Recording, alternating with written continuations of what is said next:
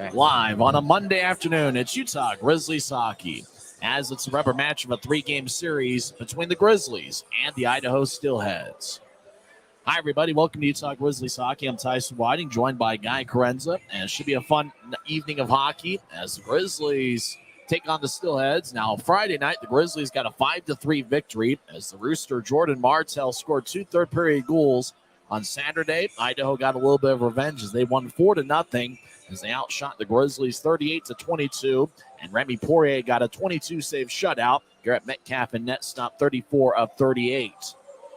Today is a rubber match, and it's the first home game of the 2023 calendar year as the Grizzlies have 4 home games in the month of January. And remember, in the second half of the season, Utah will be home for 22 of the 36 games. And so for the Grizzlies, obviously, they'd like to find a way to protect home ice here against Idaho. It's the 7th time that the Grizzlies have faced Idaho here at Maverick Center, and Utah still looking for their first victory. But the Grizzlies have won at Idaho Central Arena 3 times this season, so it should be an interesting test for the Grizzlies. Watch out for Cameron Wright, who leads all Grizzlies forwards with 25 points. In fact, he leads the Grizzlies overall with 25 points. He also leads the club, and he leads all league rookies with 116 shots on goal. And he also leads the Grizzlies in game-winning goals. So watch out for Cameron Wright, who's going to be wearing number 15 in the SpongeBob SquarePants specialty jerseys. Guy Carenza saw those during warm-ups, and I saw them as well. They're a sharp-looking jersey, and it should be a lot of fun. It's also sensory-friendly day here at Maverick Center. So we've got a lot of fun in store here, and the Grizzlies take on the Steelheads in the annual Martin Luther King Day game, as after all, for as long as I can remember, the Grizzlies have always had an afternoon game on this particular day. So we're going to have a lot of fun watching fun hockey, and the Grizzlies will be taking on the Steelheads for the 15th time this season. That's right, the Grizzlies have played Idaho in 44% of their games. So it's going to be interesting to see what happens here this afternoon. Trent Miner gets the start in net for Utah. He'll be going up against Idaho's Adam Shield. Well, we're in business on a Monday afternoon, and when we come back to the Grizzlies pregame report presented by America First Credit Union, we'll be joined by Guy Carenza, and we'll get his first thoughts of what we're going to see this afternoon here in the rubber match of the 3-game series. It's the Grizzlies and the Steelheads coming up next on the Grizzlies Hockey Network, presented by America First Credit Union.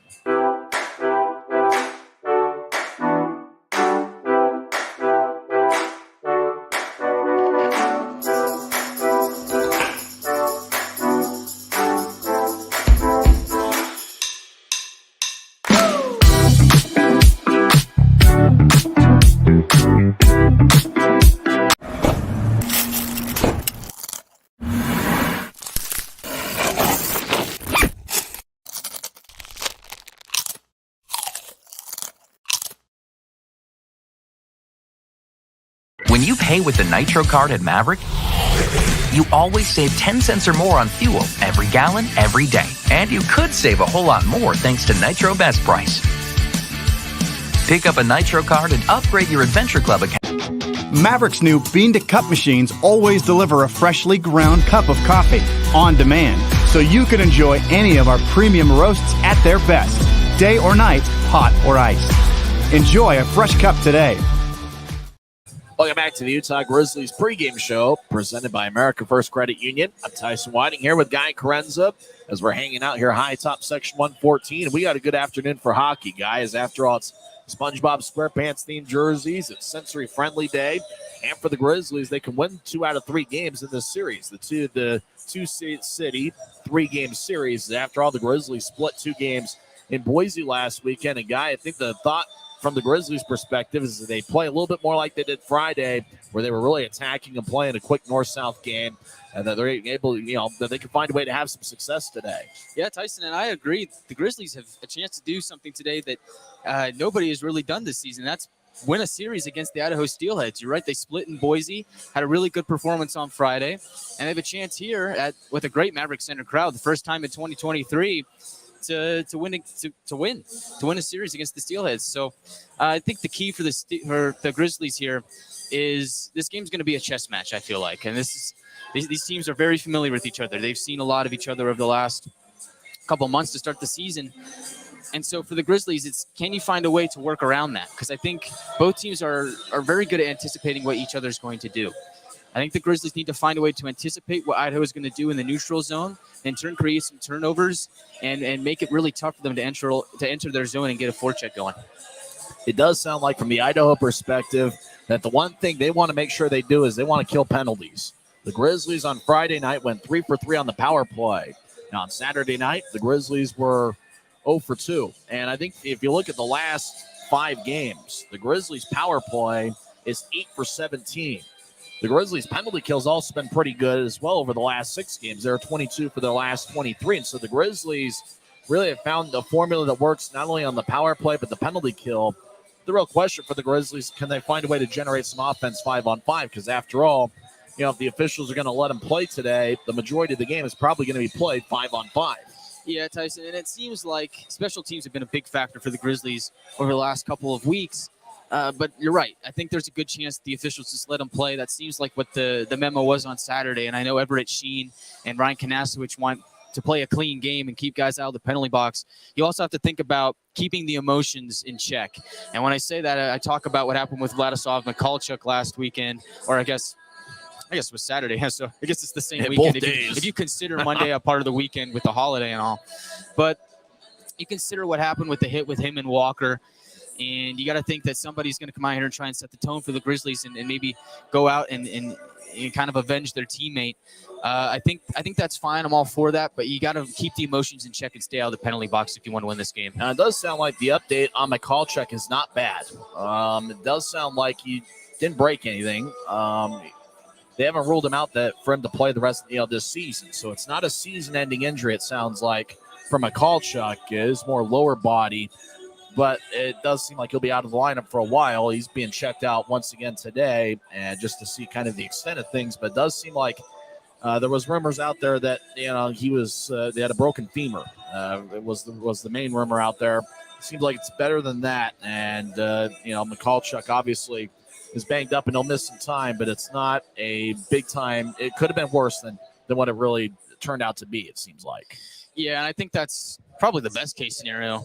Out of all this, I mean, you think he was down on the ice for a while there in that last game in Boise, and we're thinking it was pretty grim, but I think that's the best news that you can expect to come out of that, and hopefully we see him at some point down the stretch here towards the end of the season. He can get back into the lineup, but that just means that other guys are going to have to step up for the Grizzlies here, and I look at Jordan Martell, who's been very good in his games with the Grizzlies so far. He's played 12 games, and he's got 3 goals and 5 assists in those games, and he's been a really dominating presence on this team so far.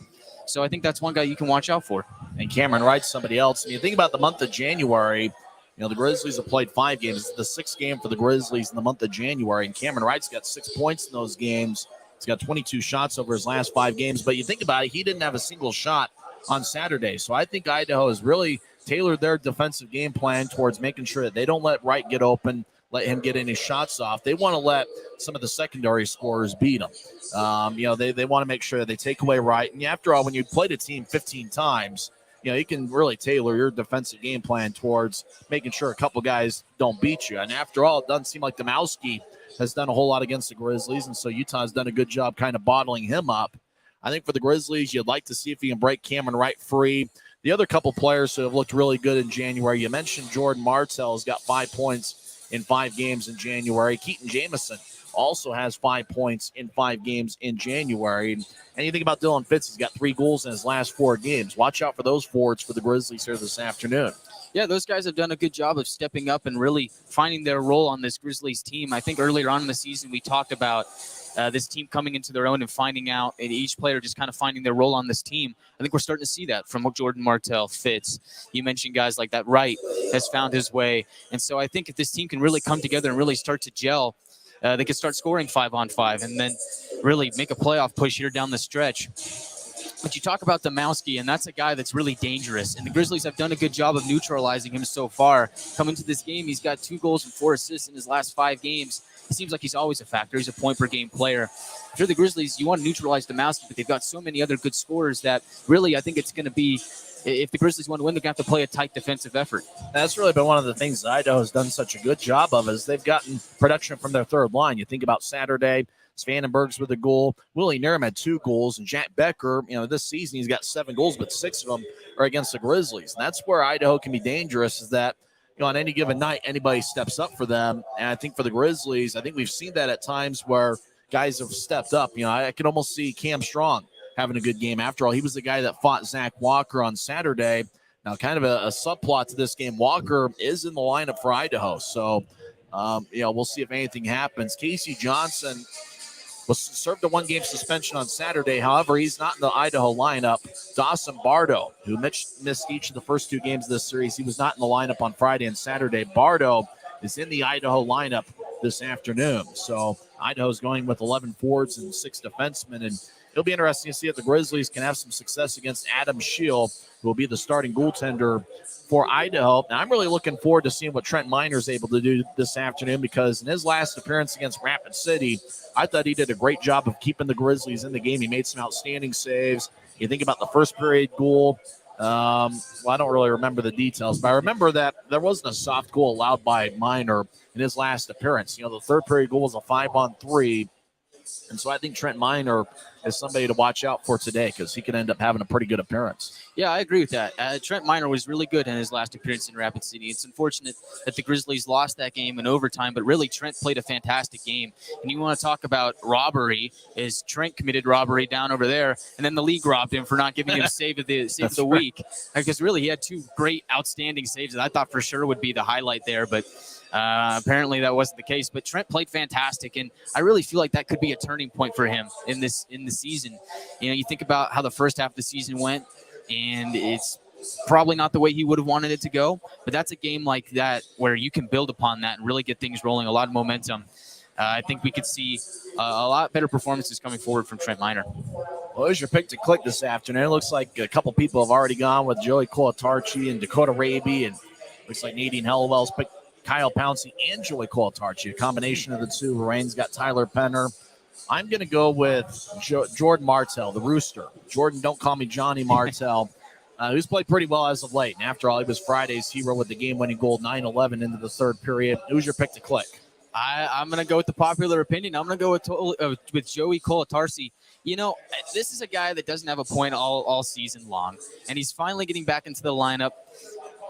I like his chances. I think he's got a chip on his shoulder. I think he's going to come out here and play a fantastic game. I think he's going to get his first point of the season. And I think he's going to help the Grizzlies win. Estero, Florida native, Joey Colatarchi is your pick to click.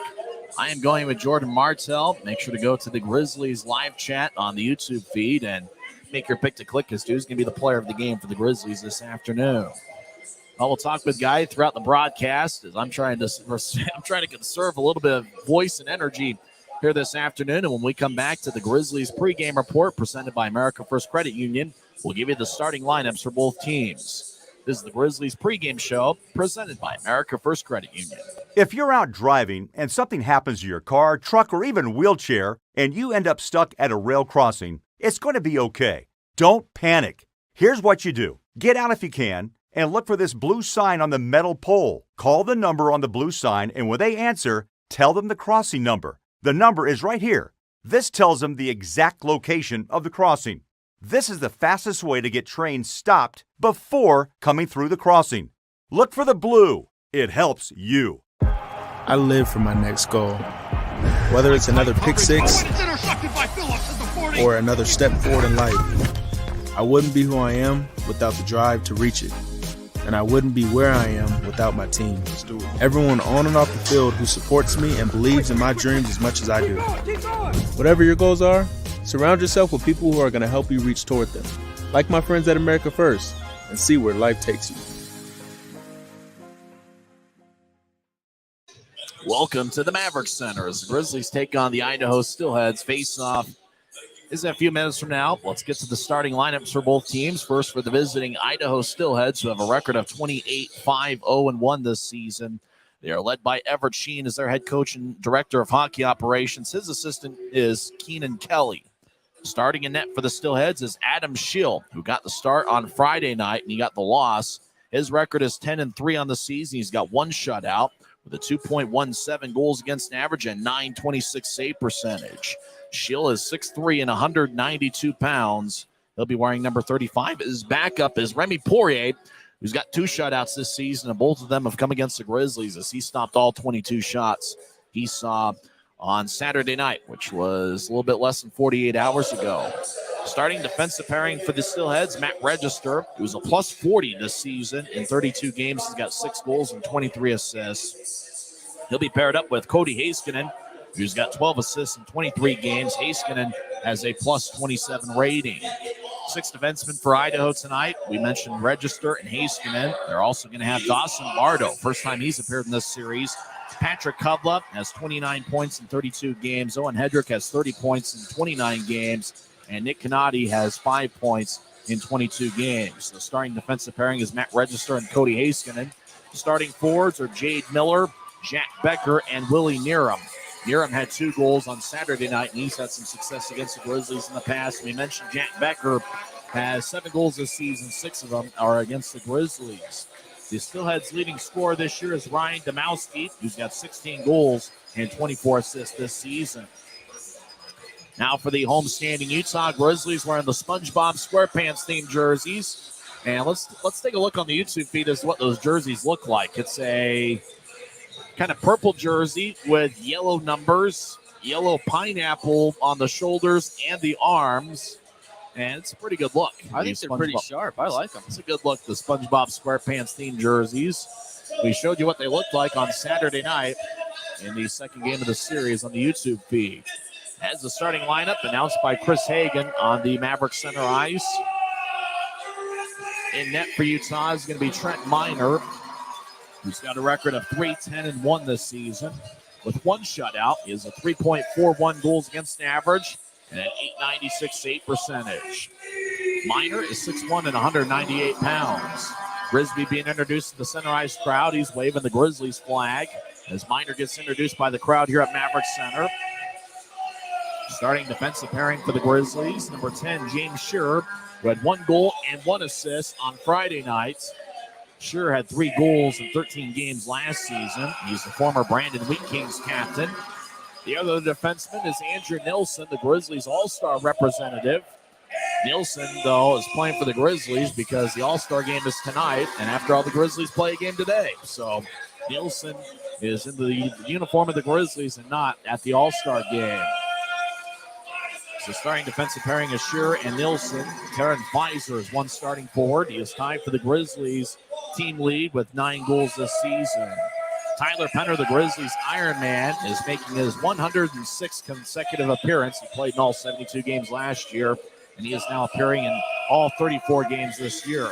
Dakota Raby also has played in every game this season. He's got 6 goals and 13 assists in 33 games. This is game 34 for the Grizzlies, who have a record of 13-19-1 this season. Scratches for the Grizzlies tonight. Goaltender Garrett Metcalf. Forwards Johnny Walker, Vladislav Mikalchuk, and Zach Sekos.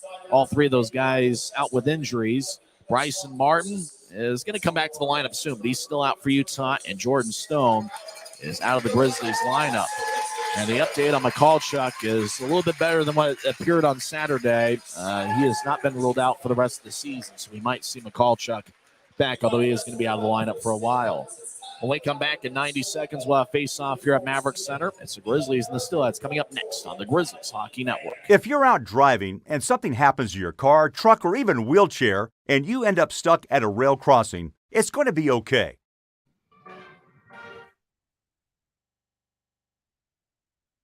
If you're out driving and something happens to your car, truck, or even wheelchair, and you end up stuck at a rail crossing, it's going to be okay. Don't panic. Here's what you do. Get out if you can and look for this blue sign on the metal pole. Call the number on the blue sign, and when they answer, tell them the crossing number. The number is right here. This tells them the exact location of the crossing. This is the fastest way to get trains stopped before coming through the crossing. Look for the blue. It helps you. I live for my next goal.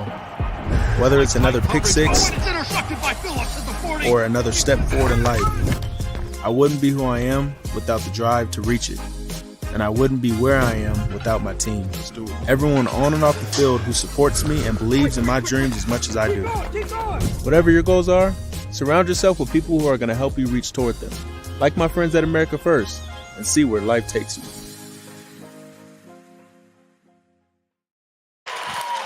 It's a great afternoon for hockey as two big standings points are on the line as the Grizzlies take on the Idaho Steelheads for the 15th time this season. Trent Miner gets the start in net wearing number 50. He's got a record of 3-10-1 this season. His last appearance was on January 7th against Rapid City where he stopped 39 of 42. Grizzlies starting forwards are Taryn Pfizer, Tyler Penner, and Dakota Raby. Starting defensive pairing is James Shearer and Andrew Nilsson. Starting in net for Idaho is Adam Scheel. He's got a record of 10-3 this season with a .926 save percentage. Starting forwards are Jade Miller, Jack Becker, and Willie Miram. Starting defensive pairing is Matt Register and Cody Heiskanen.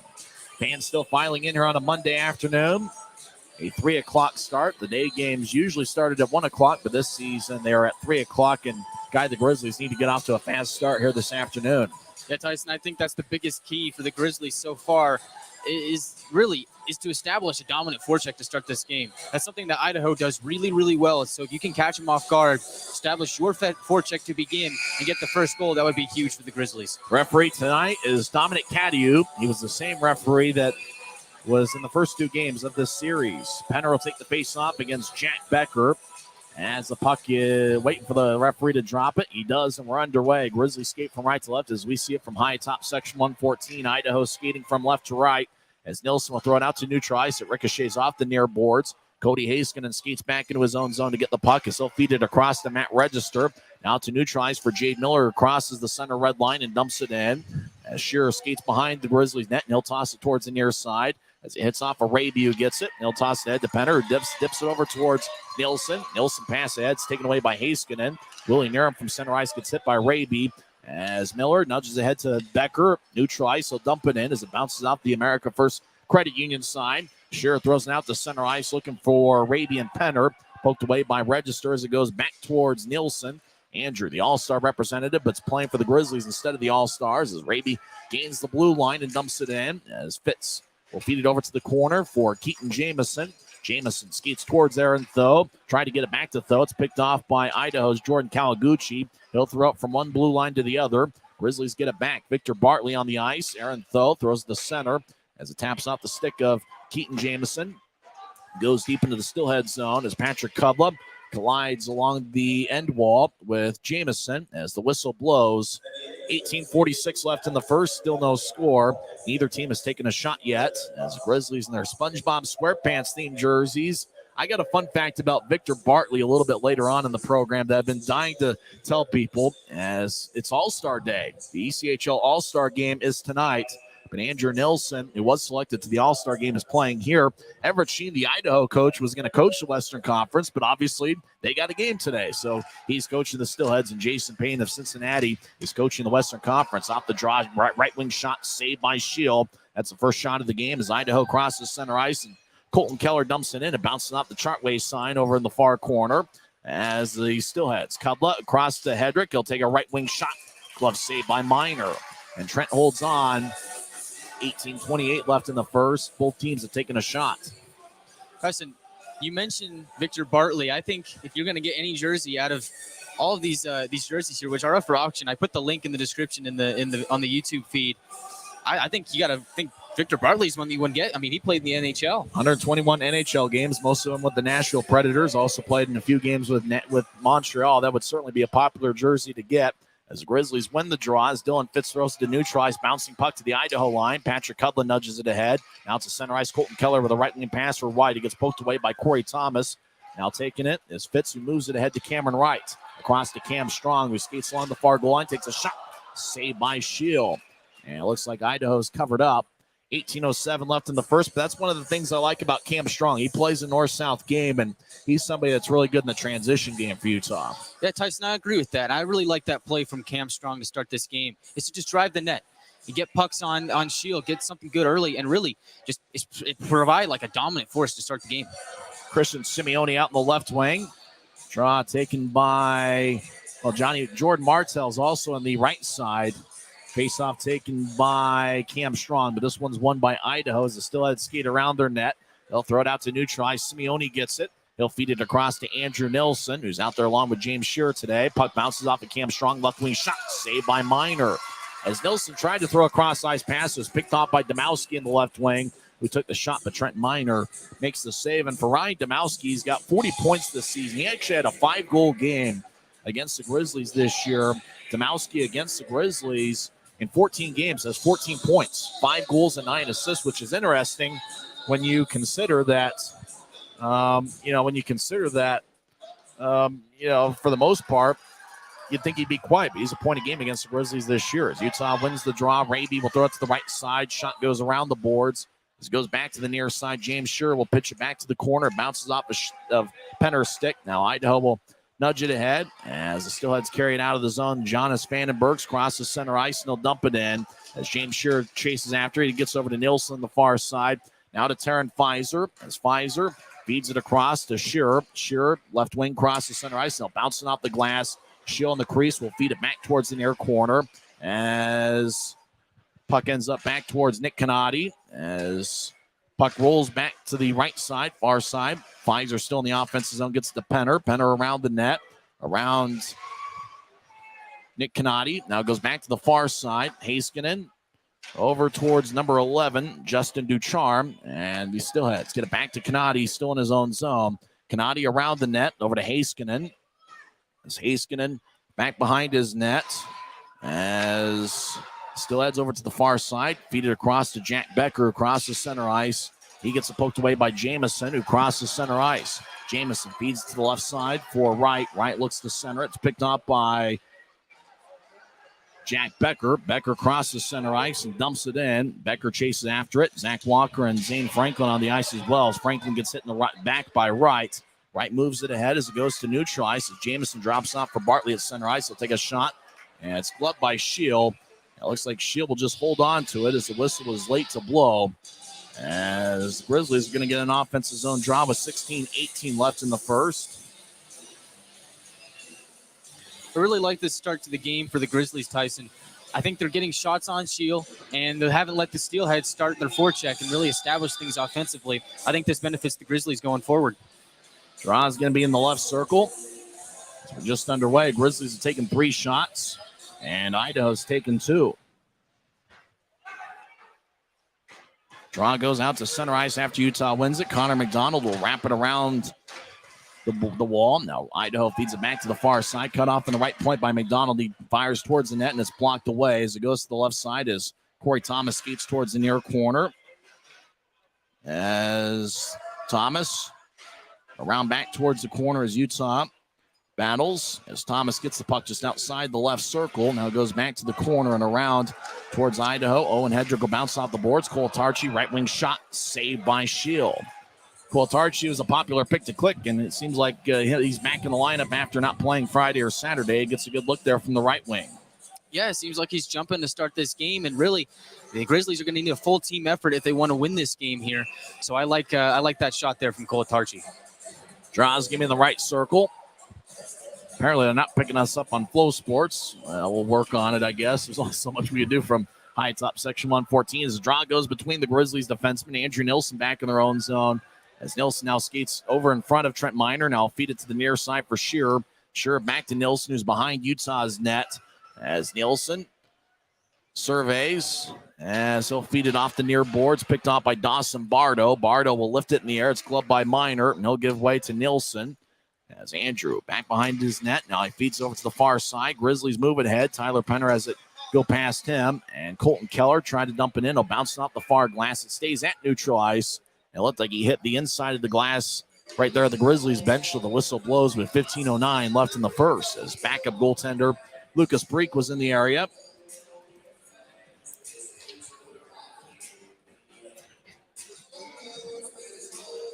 Draws going to be near the Grizzlies bench.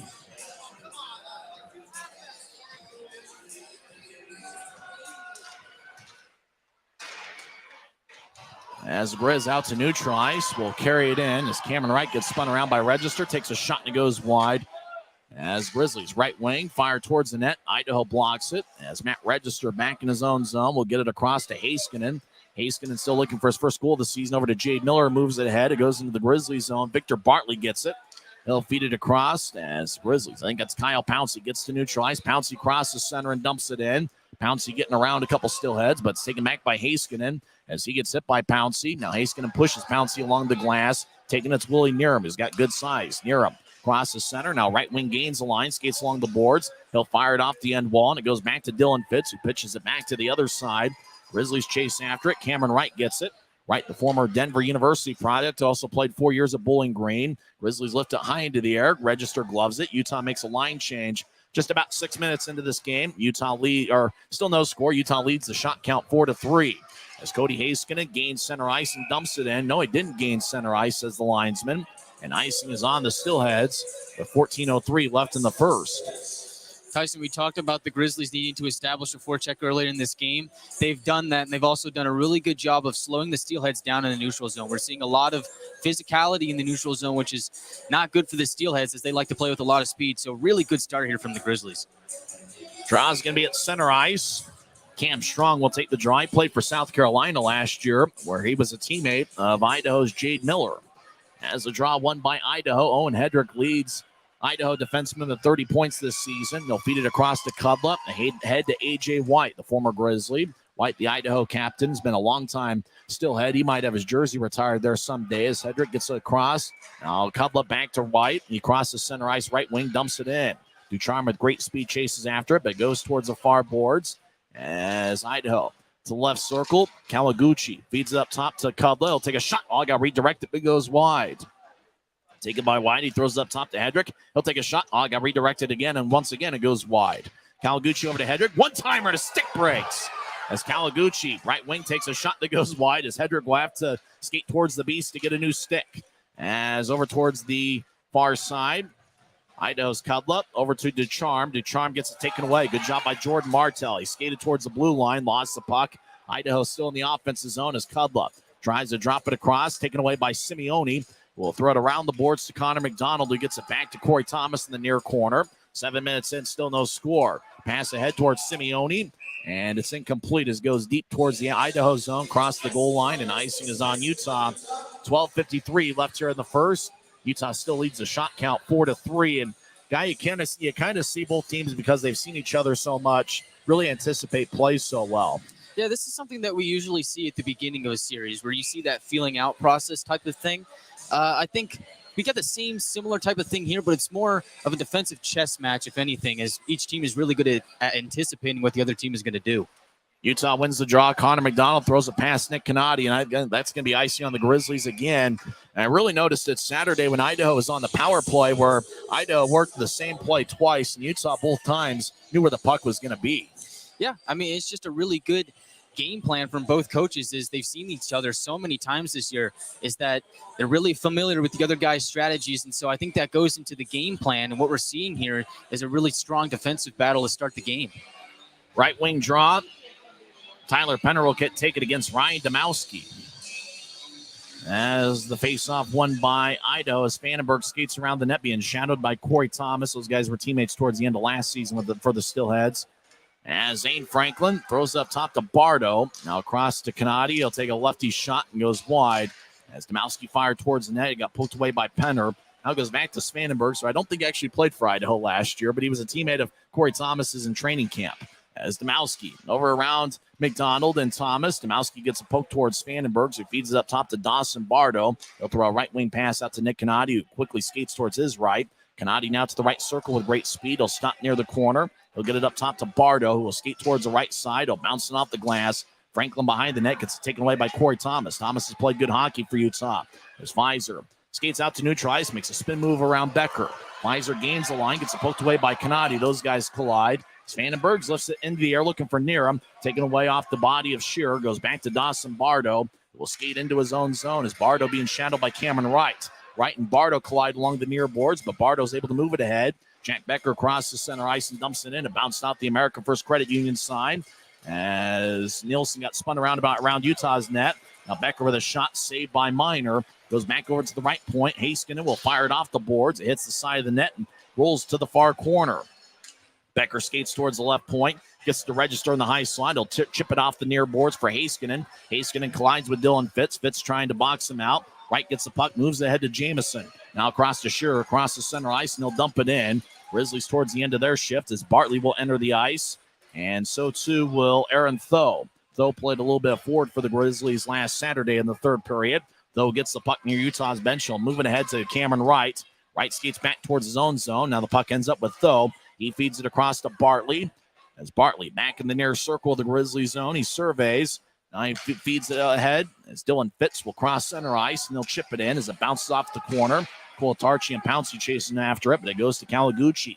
He'll cross center ice right wing. Now he gains the line. Kawaguchi skates towards his left. Now he'll feed it towards the corner.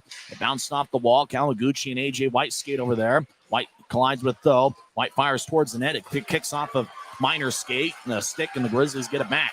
Cam Strong crosses center ice with speed. He'll dump it into the far corner. Kulitarchi delivers a hit, and Aaron Tho gets pushed by Register. Now Kulitarchi battling behind the net with Owen Hedrick. Puck ends up with Colton Keller. He'll skate towards the near side. Now feed it out to Kawaguchi. They get it out to neutralize. Puck bounced off the near boards. A.J. White chases after it. No icing. As White drops it out for Keller. Right corner shot saved by Miner. Rebound goes out to McDonald. He'll get it over to Martell. Martell back to Thomas, who will throw it over to the captain, McDonald. Now ahead to Strong. His pass is picked off by Spanenbergs. It goes to A.J. White, who dumps it in. It kicks off of Thomas over to Miner, who drifts it across to Pfizer. Now back to McDonald in the far corner halfway through the first period. Tyler Penner will drop it off to center ice for Pfizer. Pfizer skates along the left wing. Pfizer skates towards the end wall. Gets stopped in the corner. Now Pfizer skates back towards the point. Spanenbergs gets hit by Shearer. Pfizer gets it back over to Shearer. Spanenbergs kicks it out to neutralize. Nielsen tried to carry it back in, but the Grizzlies are offside with 9:27 left in the first period. Timeout on the ice will take one as well. Idaho's outshot Utah 5-4. There's no score on the Grizzlies Hockey Network. If you're out driving and something happens to your car, truck, or even wheelchair, and you end up stuck at a rail crossing, it's going to be okay. Don't panic. Here's what you do. Get out if you can and look for this blue sign on the metal pole. Call the number on the blue sign, and when they answer, tell them the crossing number. The number is right here. This tells them the exact location of the crossing. This is the fastest way to get trains stopped before coming through the crossing. Look for the blue. It helps you. I live for my next goal. Whether it's another pick six or another step forward in life, I wouldn't be who I am without the drive to reach it. And I wouldn't be where I am without my team. Everyone on and off the field who supports me and believes in my dreams as much as I do. Whatever your goals are, surround yourself with people who are going to help you reach toward them. Like my friends at America First, and see where life takes you. No score. No score, 9:27 left in the first. I'm just hoping my voice could last another 50 minutes of hockey, guy. Well, I mean, it seems like we've got a good game on our hands here. I like the way the Grizzlies came out and started to play this game. In the defensive zone, it's a really full team effort from every single guy. The Steelheads have possession in the zone, but they're not getting a lot of chances going because each guy on the Grizzlies is doing such a good job of covering his man. Grizzlies win the neutral zone draw. Nielsen fires a shot that's blocked by Shield. Now over in the corner, Utah looks to center. It kicks off of Spanenbergs. Now slot right with a shot. Saved by Shield. Rebound shot. Saved by Shield again. The rebound, the second look was taken by Jamison. Now Idaho. Ducharme gets it poked away. Looking for Cameron Wright in the far circle. Taken away by Kudla. Now right wing fit shot. Saved by Shield. As Idaho's Spanenbergs lifts it ahead. Looking for Ducharme, who plays it with a high stick. Ducharme will touch the puck. And the draw is going to come out to neutralize. 8:52 left in the first. Utah's taken 7 shots. And what a good barrage by the Grizzlies there. Wright took the initial shot, bounced off a Shield. Jamison had a second look. Shield made that save as well. And Tyson Jamison was so close to tapping one in, and he had a few good looks at it, but Shield was up to the task. And, hey, that's where the reflexes come in for a goalie. Just great reflexes there by Shield. And really in the month of January, it's been Wright, Fitz, and Jamison that have been 3 of Utah's best players. Draw is going to be at center ice. Cam Strong will take it against Jade Miller. Both guys wear number 26 for their respective teams.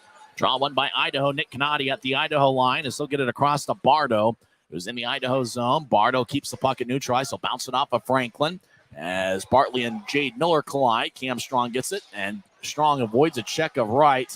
Now Corey Thomas will skate over there, and looks like it's going to be a penalty on Thomas. Thomas really wants to get after Zach Walker.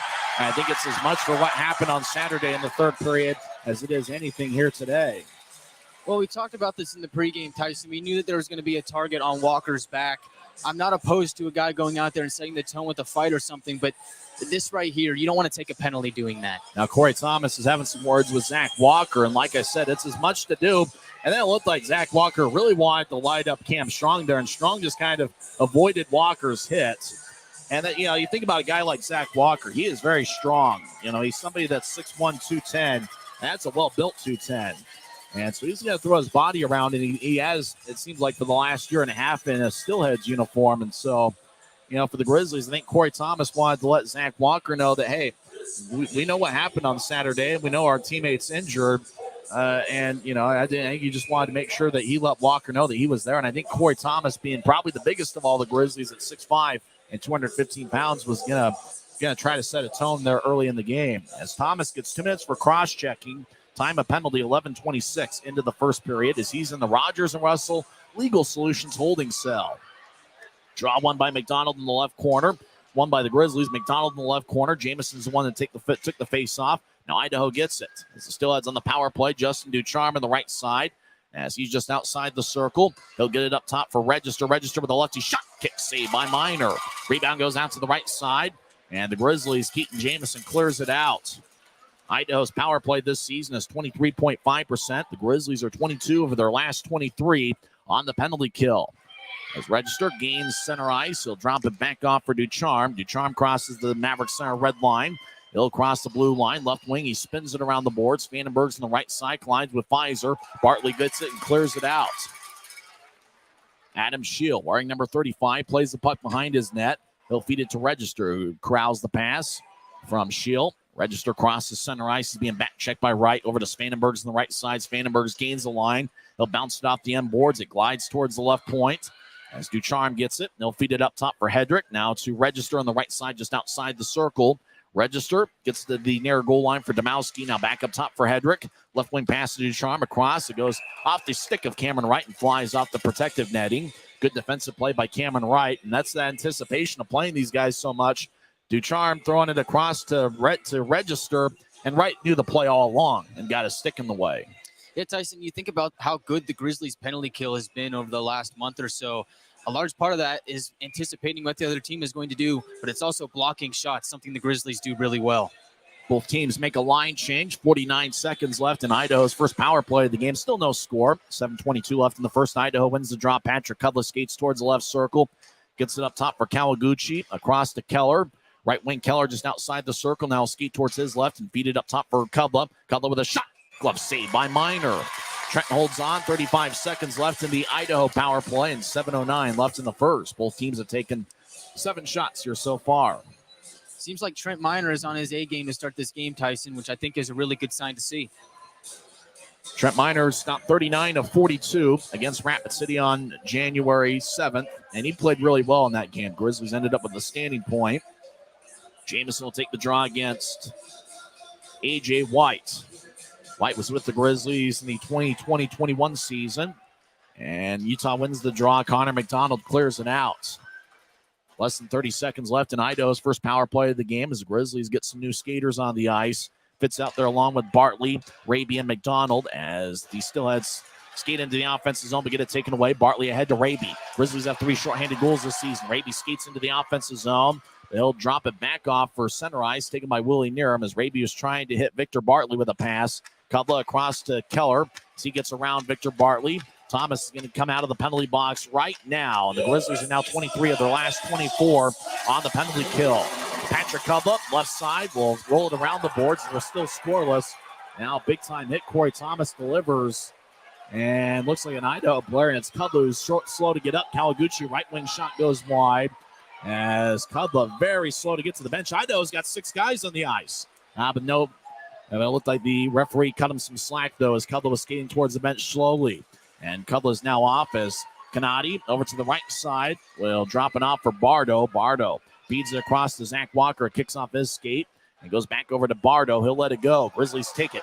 Jordan Martell's got a breakaway. Martell skates to the left side. Idaho joins the play. Walker delivers a hit on Martell. Now the Grizzlies skate in. Shot a score! Cam Strong's made it a 1-0 game.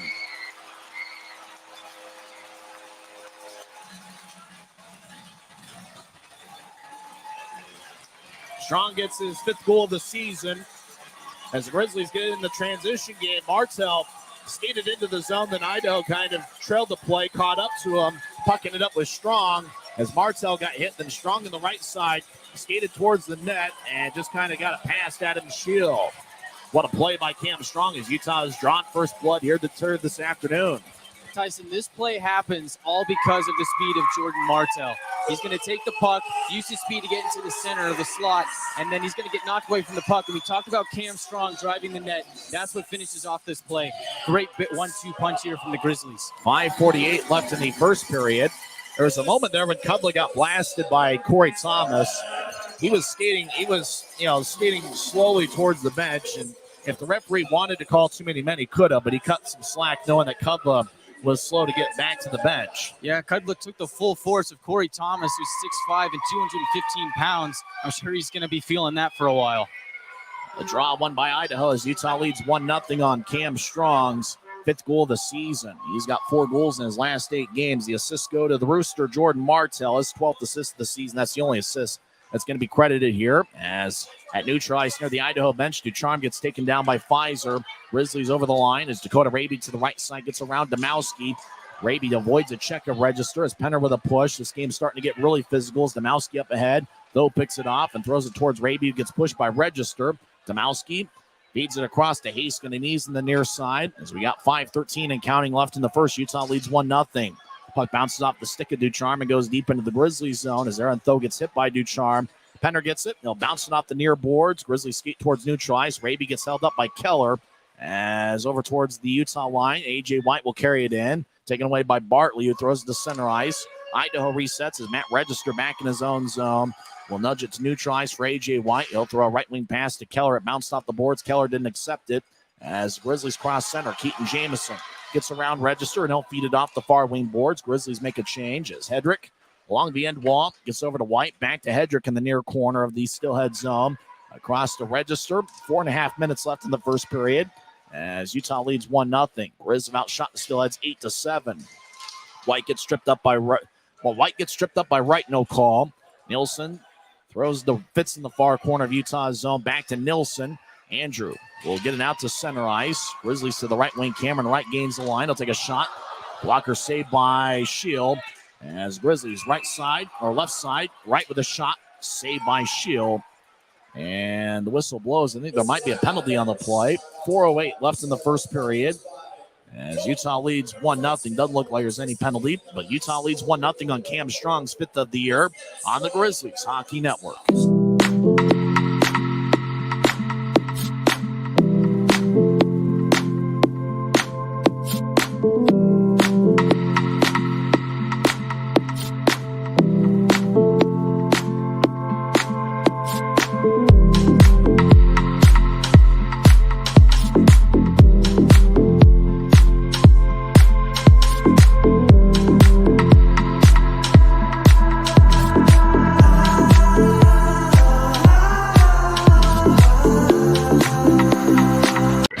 With the Nitro card at Maverick, you always save 10 cents or more on fuel every gallon, every day. And you could save a whole lot more thanks to Nitro Best Price. Pick up a Nitro card and upgrade your Adventure Club account today. You just wait. Let Kolatarski cook. Yeah. Once he starts cooking, it's game over for the Steelheads. Welcome back to Maverick Center as Utah leads 1-0. Cam Strong scored 14-12 in with Jordan Martell getting the assist. Utah's outshot Idaho 10-7 as the draw at neutral ice won by the Steelheads are back in their own zone. Idaho skating from left to right as we see it from high top section 114. As Owen Hedrick over in the near corner will skate around Idaho's net. He'll drop it off for Cubla. Back to Hedrick. He's now on the far side. He loses the puck. Fits in the right wing. Takes a shot. Pad saved by Schill, and it flies out of play. 3 minutes, 50 seconds left in the first, and Utah utilizing their speed on that goal is Cam Strong. We talked about earlier in the first period about him playing a north-south game, and he was able to get around a couple Steelheads, get in that area where goals get scored against good goaltenders, and he was able to get Utah on the board. Yeah, Tyson, I really like the way Cam Strong drove to the net on that goal. Another thing that he does really well is providing a good net front presence, something that I feel like he's learned from Dylan Fitz, who also does a really good job of doing the same thing. Draws in the right circle. Taken by Cam Strong. He'll go up against his former South Carolina teammate Jade Miller. As Idaho wins the draw, Jack Becker gets it across. As Dawson Bardo will throw it out to Nearham. And a big-time collision. And we got another penalty. We got a fight! It's Nick Canati and Corey Thomas. Canati throws it right. Thomas has a big size advantage. As Canati pushes Thomas. Now Canati with a right. Now Canati with a left. And Canati drags down Corey Thomas.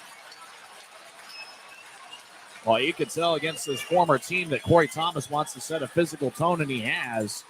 Nick Canati's about as small of a Steelhead as there is. Now Canati's yelling at the Grizzlies bench as he skates towards the locker room. Nick Canati has gotten in a fight in back-to-back games as he fought Dakota Raby on Saturday, and he fights Corey Thomas here today. Thomas couldn't believe it. Less than 5 minutes left in the first period, so Canati skated towards the locker room, and Thomas now skating towards the bench, but I'm sure Thomas will skate towards the locker room. Now Colton Keller yells at Corey Thomas. And I think if you're the Grizzlies, you got to set a physical tone in this game based on how Idaho was able to play physical against them on Friday and Saturday. Oh, for sure, Tyson. And we knew that was going to be one of the key elements of this game. And Corey Thomas has really brought the heat to start this one. He's had a few banger hits so far in this game, and I expect when he comes back after serving his 5 minutes for fighting, he's going to go right back to doing the same thing and being a wrecking ball. Looks like Dawson Bardo's going to the penalty box for Idaho. We'll see if anybody goes in the box representing Utah, or if the Grizzlies will come out of it with a power play. As Thomas delivered a big-time hit on Willie Nearham, Dawson Bardo hit Thomas in the back of the head with a punch. And then Nick Canati went after Thomas. I got to say, for saying Canati was giving up a bunch of inches and pounds on Thomas, he held his own pretty well. Yeah, he did. I think we have to give credit where credit is due. Canati hung in there, but Corey Thomas is a big guy, man. That's not a guy I would want to tango with. I'm guessing that punch that Bardo threw to Thomas ended up getting a penalty for him. So he's in the box for 2 minutes. I imagine roughing's the call. And Nick Canati and Corey Thomas is fine for fighting each offset. Utah, for the first time tonight, is on the power play. Grizzlies are 8 for 17 on the power play over the last 5 games. They're 21.9% on the season. Idaho's penalty kill is 84.9%. And the draw won by the Steelheads as Register gets over to Haskinen, who spins it along the near wing boards and goes all the way towards Trent Miner. 3.5 minutes left in the first. Utah leads 1-0. They've outshot the Steelheads 10-7. As Nielsen drops it off for Wright. Wright skates into neutral territory, fakes a pass to his right, and keeps the puck, skates into the offensive zone, gets over to Martell, and the Rooster spins it towards the right point. Jamison gets the puck right wing, throws it up top for Nielsen. Out to his right for Pfizer. Pfizer just outside the circle, nudges it back over to Nielsen. Nielsen will take a shot that's blocked and goes to Wright. Right in the left side, we'll get it to Nielsen. Now across to Pfizer, has to skate towards the corner to chase after it. A.J. White collides over there with them. Now the puck goes back towards Martell. He gets taken away by Register. Register will backhand it slowly into the Grizzlies zone as Idaho makes a line change. 50 seconds into the Grizzlies' first power play of the game. 2:40 left in the first. Utah leads 1-0. They call slashing on Bardo. That's why the Grizzlies are on the power play now. Over across center ice is Cameron Wright. Feeds it across. Glanced off the stick of Hedrick as Martell collides with Jack Becker. Now Nielsen across to Jamison, over to Pfizer, back to Nielsen, over to Martell. One-timer, saved by Shield. Jordan Martell's done that a few times on the Grizzlies' power play, and he's got one of those lethal shots. He scored 2 goals on Friday, and I got a feeling he's going to score quite a few goals for the Grizzlies here in the second half of the season. Yeah, Tyson, I really like that trade where they trade Neil Robinson and they get back Jordan Martell. This is a guy that's got a lot of speed, and really he's really coming to his own on this team, and he's really making his presence felt. It seems like he's got some big plays in him. Grizzlies make a line change. Penner takes the face-off. It's won by Becker and the Steelheads. Jade Miller over in the right corner of the Steelhead zone. Battles 3 Grizzlies and 3 Steelheads. Scrumming it up over in the corner. A little more than 2 minutes left in the first period. Utah leads 1-0 on Cam Strong's 5th of the year. Puck squirts along the near wing boards. Over to Victor Bartley. He gets it across to Tho. Now to Raby on the right side. Raby in the circle near the corner. Gets it back up top for Tho. Tho back to Raby in the right circle. He's trying to get it across to Penner. Bounced over his stick. Penner has to chase towards the near boards to get it. He gets up top to Bartley, who dishes it back to Penner. Back to Bartley. One-timer on. It goes just wide. Raby over to Tho in the far corner. Trying to get it back to Raby, but glides towards Bartley. Bartley fakes a shot. As the power play's over, as Aaron Tho skates towards the slot, takes a shot, save, rebound shot, saved by Shield. Penner tried to get it across and taken away by Jack Becker. Skates behind Idaho's net, gets hit. Utah Fandon throwing it back to the point. Idaho gets it. 3-on-2. Hedrick gains the line, throws over to the left side. Miller shot, saved by Minor. Rebound goes to Fitz. Fitz will cross center ice, 2-on-4. Fitz gets back check but keeps the puck. Right wing shot, saved by Shield. Rebound, Grizzlies chasing after it, but Idaho clears it out to center. As Cam Strong at center ice collides with Spandenbergs. Now Raby gets it neutral ice. He'll cross center and backhand it deep into the Steelhead zone. Less than 1 minute left in the first period. Utah leads 1-0. The Grizz have outshot the Steelheads 15-8. Heiskanen skates down the middle. Now he'll throw it to the left side for Register. Register crosses center. He'll throw it to the right side for Ducharme, who enters the zone. Ducharme in the right circle, gets around two Grizzlies, takes a lefty shot and goes wide. Pfizer he couldn't get anything on a pass. The puck stayed there. Jamison skates over there, gets it back to Pfizer, skates behind Utah's net. Now to Jamison, across to Shearer. Shearer will bounce it off the near boards to neutral ice. Taken by Wright. Wright will skate in, surrounded by three Steelheads. Over to the right wing. Jamison, one-timer, saved by Shield. 20 seconds left in the first period. The guy, you have to like the way the Grizzlies are looking here offensively. Yeah, Tyson, I love the way the Grizzlies have come out here and played in the first period, and I think the most important thing to look at is the shot count. Grizzlies have 16 shots to the Steelheads 8.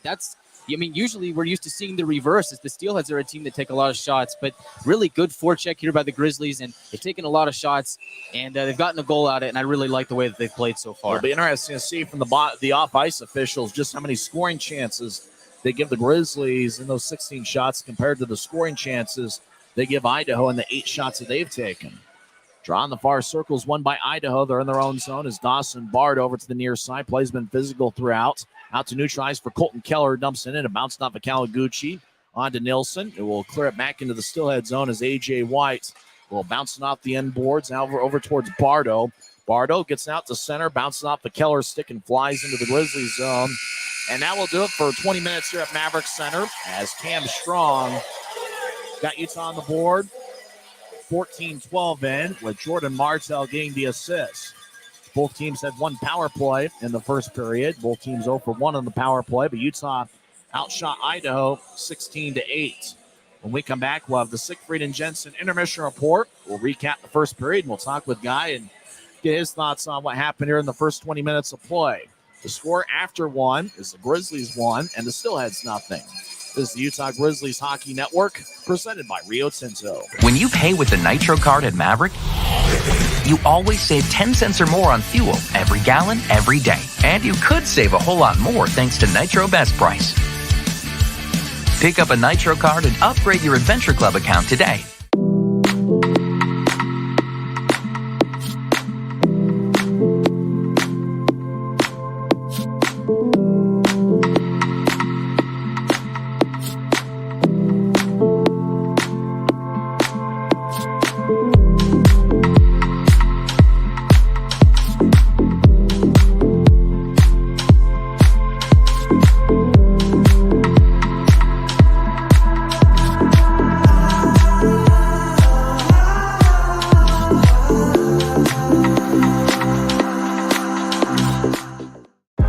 I live for my next goal.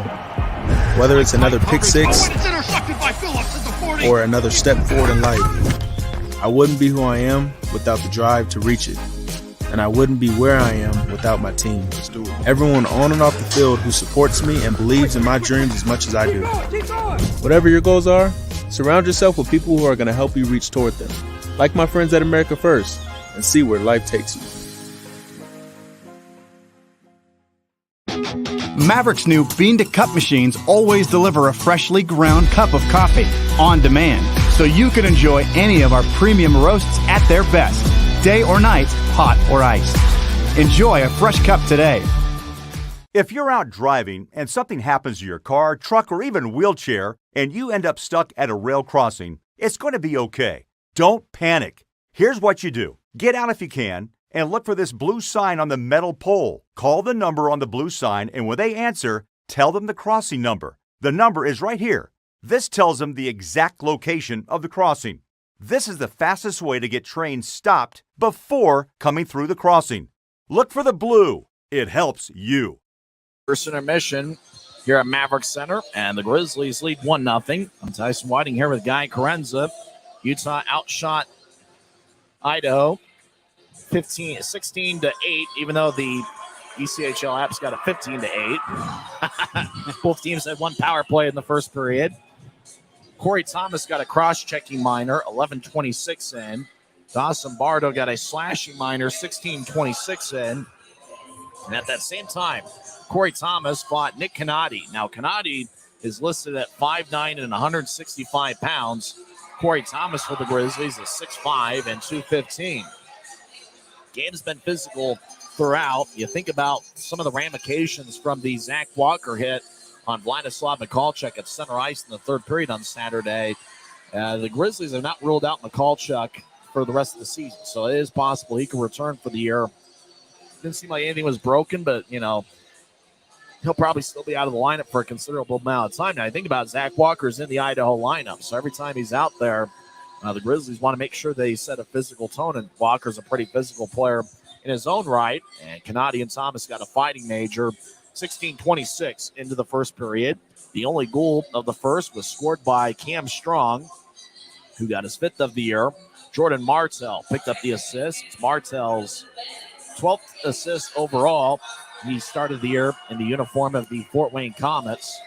And for the Grizzlies, you think about the impact that Martell has had on Utah, and I think it really is in, playmaking ability. The ability to get from point A to point B in a hurry. He's got a pretty good shot. And in some of the assists he's had this season, they've been pretty good. Now, he skated in, didn't have numbers. He was surrounded once he got into the offensive zone. Idaho had caught up to him. So he skated towards his right. Puck ended up getting nudged over to Cam Strong. And Strong just kind of skated towards the net, got to the crease area, and got it past Adam Scheel. And if you kind of like the Grizzlies scored the 5 goals on Friday, you're going to have to get in that areas out in front of the net. And I think that's part of why the Grizzlies' power play has been pretty good here in the month of January. And I think that's part of why the Grizzlies got that goal there in the first period. You're not going to score from out in the blue line area. You're going to have to get that puck in deep. Yeah, I agree. And I think something that the Grizzlies have done really well over the last couple of months is they've gotten people stationed out in front of the net. And I'm talking big bodies like Dylan Fitz, and now I've seen Cam Strong do it. And I think this is really important because earlier on in the season, the Grizzlies weren't doing that, and the power play wasn't successful. Now what we're seeing is they're starting to make life really tough for whoever's in net. And when you get somebody big in front of the net like Dylan Fitz, it, 1, screens the goalie, and 2, it gives the ability to get some deflections, some tip-ins, or maybe create a rebound opportunity out in front where that guy can slap it home. So I really like what we've seen from the Grizzlies, that they seem to evolve their power play and overall strategy throughout the course of the season. Of the 15 shots, or 16 Utah had in the first period, Keaton Jamison and Cameron Wright had 3. Tyler Penner and Cam Strong had 2, and obviously one of Strong's 2 shots found the back of the net. For Idaho, they had 8 shots in the first period. No one had more than 1 shot for Idaho. It was a good first period for Adam Scheel, who stopped 15 of 16. Trent Miner stopped all 80 shots. As of scoring chances in the first period, Grizzlies had 8, and Idaho had 5. So Idaho, of their 8 shots, had 5 scoring chances, and for Utah, half of their 16 shots were considered to be scoring chances. Idaho won the faceoff battle 13-8 in the first period. Utah had 1 power play shot. Idaho had 2. Grizzlies credited with 7 hits in the first period. Idaho with 4. And both teams had 5 giveaways in the first period. And I think that part of that's due to the fact that these teams are so familiar with each other. I think for the Grizzlies, they wanted to come out and set a physical tone, because if you're not going to be physical against Idaho, you're going to lose. So I think for the Grizzlies, they wanted to come out and set a physical tone. They did that, and they wanted to play a north-south game, and it seemed like the Grizzlies did that as well. Yeah, it seems like that was the Grizzlies' game plan, and so far they've executed it perfectly. And we saw Corey Thomas kind of leading the charge on setting that physical tone. He's had a few big hits in this game. He had a big hit on Neeram, and then a big hit on Kudlow along the boards right by the Steelheads bench. And I think that really set a message to the Steelheads saying, hey, we're here to play. Grizzlies lead 1-0 after 1 period. The Grizzlies this season are 4-0 when leading after 1 period. And so Utah has done a good job protecting a lead. I guess the concerning thing is this being game 34 of the regular season, that the Grizzlies have only had a lead after 1 period 5 times. But, for Utah, you're thinking about the second half of the season. I got, a lot of home games. I think for the Grizzlies, they've shown in the month of January that they can score goals. And I think that the first period, it's not just the one goal they scored, but it's the 16 shots that certainly are encouraging. Yeah, that's the thing that stands out to me. And something that we've talked about over the course of the season is the Grizzlies seem to struggle getting shots on goal. And now they're playing an Idaho team that averages 36.4 shots per game. The Grizzlies average 28.8. You think about this game, the Grizzlies already have 16 on the board. Yeah. The Steelheads only have 8. And their Steelheads are on average to get 24 in this game. That's well below what they usually average. So for the Grizzlies to come out here and play like this, I think you got to be happy. I think if you're Coach Kanasowicz, you like that you've got half of your shots for quality scoring chances. I mean, yeah, you'd like to limit Idaho's chances, but for a team that has kind of struggled offensively throughout the course of the year, if you're Coach Kanasowicz, you got to be really happy with what you saw in the first period. I've got a fun fact I've been waiting all day to share. I'll share that here coming up next as it's the first intermission. Utah leads 1-0, and we're back in 60 seconds on the Grizzlies Hockey Network. If you're out driving and something happens to your car, truck, or even wheelchair, and you end up stuck at a rail crossing, it's going to be okay. Don't panic. Here's what you do. Get out if you can, and look for this blue sign on the metal pole. Call the number on the blue sign, and when they answer, tell them the crossing number. The number is right here.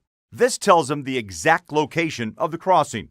This is the fastest way to get trains stopped before coming through the crossing. Look for the blue. It helps you. I live for my next goal. Whether it's another pick six or another step forward in life, I wouldn't be who I am without the drive to reach it. And I wouldn't be where I am without my team. Everyone on and off the field who supports me and believes in my dreams as much as I do. Whatever your goals are, surround yourself with people who are going to help you reach toward them. Like my friends at America First, and see where life takes you. Welcome back to Utah Grizzlies Hockey. I'm Tyson Whiting here with Guy Carenza. First intermission, Utah leads 1-0. I just learned this today. I was looking through all the Grizzlies All-Star representatives in the ECHL era.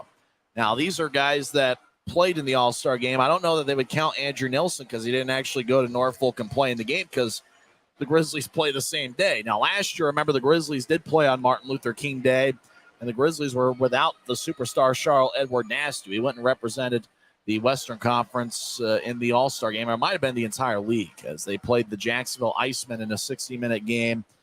This year's format is the entire Norfolk Admirals roster. It's a 3-on-3 tournament. Norfolk is representing 2 of the 4 teams, and then you got an Eastern Conference team and a Western Conference team. It's kind of odd when you consider the Steelheads have the best record in the league, and yet they don't have a single All-Star representative. Their All-Star selection was Jake Kupski, a goaltender, who's currently in the AHL. Everett Sheen was going to coach the Western Conference All-Star Club, but after all, the Steelheads are here playing the Grizzlies. So kind of makes you think that I wish that the All-Star game was not in the same day as other league games so that our All-Star representative can get out there and that fans could bid on his All-Star jersey. But remember, the Grizzlies fans can bid on the SpongeBob SquarePants themed specialty jerseys on the Dash Auction app during the second intermission. We'll go over who's going for the most money. We'll do that in the second intermission. But I got a fun fact that I found out as I was going through the big list. 2010. The 2010 All-Star Game, the Grizzlies had 3 representatives, and 2 of them are in the building today. Current Grizzlies head coach and general manager Ryan Kanasowicz, the Grizzlies GOAT, averaged about 2 points a game that year. He had like over 100 points in just over 50 games. Like, he was unbelievable for the Grizzlies. Probably the best single season that any Grizzly player had was Kanasowicz in the 2009-2010 season. So obviously he was named to the All-Star team. Defenseman Victor Bartley was also an All-Star that year. Bartley, obviously a defenseman for the Grizzlies, and he's in uniform today. A.J. Perry, a talented forward, was also an All-Star representing the Grizzlies that year. But you think about it, Kanasowicz and Bartley were both All-Stars in 2010. And Kanasowicz now the head coach of the Grizzlies, and Victor Bartley is out there wearing number 42. And so I think if you're looking at kind of fun facts, I've been looking all day. I cannot find an All-Star photo from 2010 of either Kanasowicz, Victor Bartley, or A.J. Perry. And I've been looking everywhere. I've looked through the entire building, tried to find some All-Star pictures. So I think it'd be a lot of fun, considering that Bartley's still is a player with the Grizzlies now, and Kanasowicz is the head coach and general manager, his second year as the head coach of the Grizzlies. Well, it'd be nice if you could find that photo, but I think it'd be even cooler if you could get the third guy to come in here, and then you'd have all three in the same building. But, I mean, I think that just goes to show, one, how good of a player Coach Kanasowicz was and how great of a coach he is now for him to still be around, and Victor Bartley still be kicking after all these years and playing in the league. It's really awesome to see. And I think about some of the all-star representatives. Here's a blast in the past, some of these names, just in alphabetical order. You know, in 2010, you had Bartley, A.J. Perry, and Ryan Kanasowicz, which is not alphabetical order, of course. Last year, Dasty was in the all-star game. I think he had 1 assist, and Jacksonville ended up losing the all-star game to the ECHL All-Stars. In 2020, pound for pound, the toughest guy in the league, Taylor Richard, was an all-star representative. In 2018, Cliff Watson, the fine defenseman, who I think still kicking around the league. He's kind of roaming around Indy. I think he played a little bit with Colorado when they were in this league, and Tulsa. Cliff Watson was an all-star in 2018. 2015, I actually saw a guy in an Alex Krushelnyski jersey. It wasn't his all-star jersey, but Alex Krushelnyski was an all-star back in 2015, and he was one of the more talented players for the Grizzlies. In 2013, Mitch Ball was an all-star. And you think about some of the other years, Jake Gannon was an all-star back in 2011. In 2009, Tom May was an all-star. In 2008, Justin Bourne was an all-star, as well as Keith Johnson. Now, that's not the same Keith Johnson that played for the Salt Lake Stingers and then later managed the Salt Lake Bees. That's a different Keith Johnson. In 2007, or I forgot about 2017, Eric Bradford. You know, Bradford, the Ford, I think still kicking around in the league. I think he was an all-star. 2007, Andy Sertich, he was an all-star. And in 2006, Matt Craig was an all-star. So it's kind of fun thinking about some of those all-stars. I wish we could get them all back together, form a team, and see what we could do with them. You know, all the all-star representatives for the Grizzlies over the years. And it's kind of fun thinking about Alex Krushelnyski and what a forward he was back in 2015. And Tom May really had an outstanding year back in 2009. But to think about 2010, Kanasowicz and Bartley were on the same all-star team. And you think back all these years later, one of them is still a player, and the other is the head coach of the same team he was an all-star with. I mean, that's just crazy, isn't it? How that all works out. It's like one year you're all-stars together, and then the next year you're coaching the same guy that you were an all-star with. Go figure. And the All-Star game is tonight. It's on NHL Network. Guy, maybe next year you and I could be All-Stars. We can call that thing on NHL Network. Hey, we can always hope. Hey, we got to get the All-Star game here at the Maverick Center. I think that'd be a lot of fun. Yeah, the All-Star game is a great, time for festivities, and it's a really great event. I just wish they didn't do it on the same day as the Grizzlies game. Maybe the Grizzlies could play at 1 o'clock, and then the All-Star game could be in the same building at 6. Hey, that's not a bad compromise. That'd be quite the doubleheader here at Maverick Center. Just have both of them at the same night. I mean, let's consider this our official bid to host the All-Star game. We want the All-Star game here in Utah next year in 2024. Let's face it, I just want it here so I can call the thing on NHL Network. Let's be honest. That's all I work. That is pretty big. That is pretty huge. The Grizzlies later this week will be at BOK Center for a 3-game set. Then Friday, Saturday, and Sunday. Now, Friday and Saturday are going to start at 6:05 in the Mountain Time Zone. Sunday is going to be a 3:05 start. All 3 games over at BOK Center. Think about the Grizzlies' next homestand, though. It's against the Rapid City Rush, January 25th, 27th, and 28th.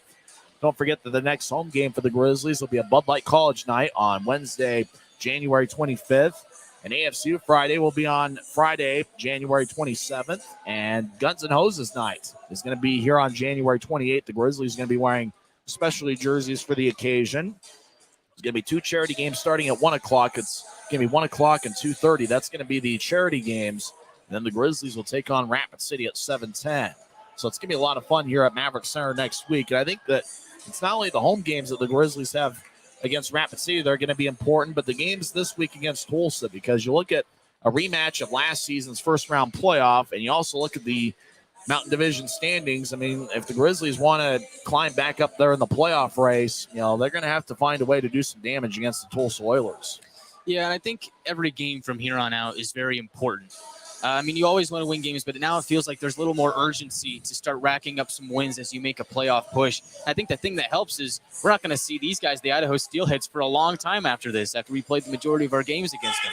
And so now you're going to see opponents like Tulsa, opponents like Allen and Rapid City, and most of those games will be at home. So I think the schedule is in favor of the Grizzlies in the second half of the season for sure. When we come back in 1 minute, we'll have second period action as Utah leads 1-0 on the Grizzlies Hockey Network.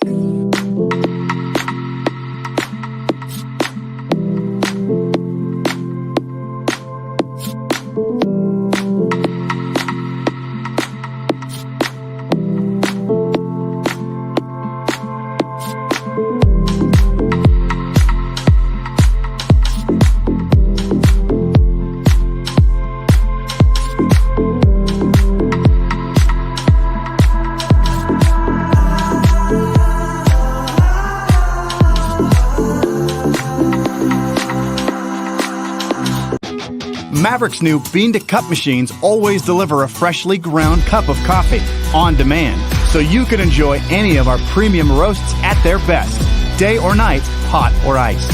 Enjoy a fresh cup today.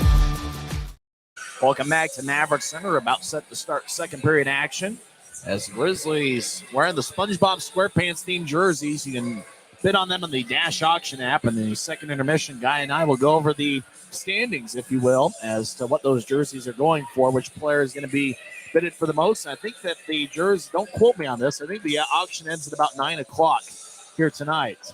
Guy and I are thinking about looking for donations to see if we can make a bid on one of those jerseys. I'd like the Victor Bartley one.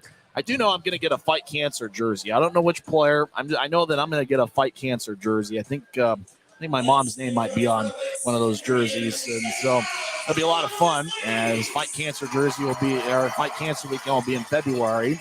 Guns and Hoses night on January 28th. And we got SpongeBob night and Sensory Friendly night as the Steelheads win the face-off as we begun action here in the second period. Jade Miller from the left corner looks to center, taken away by Pfizer. Pfizer gains center ice, and he'll throw it to the right for Raby. Pfizer got blasted by Willie Nerum. Now slot shot saved by Shield as James Shearer got the pass down the middle and took a shot about halfway from the goal line to the blue line. Shield made the save and held on as Utah took its first shot of the second period, 19 seconds into the second. Seems like Shield had a little tough time corralling that puck. He bobbled it just a little bit. I think if the Grizzlies could shoot low, they could maybe get some rebounds off of Shield. That could be something they could look forward to coming here in the future. Idaho wins the draw. They're in their own zone, skating from right to left. As Jack Becker crosses center ice, he'll throw it to the right side for Jade Miller, who taps it in, gets around Penner. Now Miller gets hit by James Shearer. Penner in the area, ball bouncing off the referee. Now Penner gets it back and feeds it across to Pfizer. It glides off the near wing boards and taken by Matt Register, who gets it across to Cody Haskin. And Grizzlies change up skaters as Raby comes off. Now does Pfizer. Jamison on the ice along with Aaron Tho. Now turnover, shot, a score! Matt Register turned it over, and Keaton Jamison's made it a 2-0 game.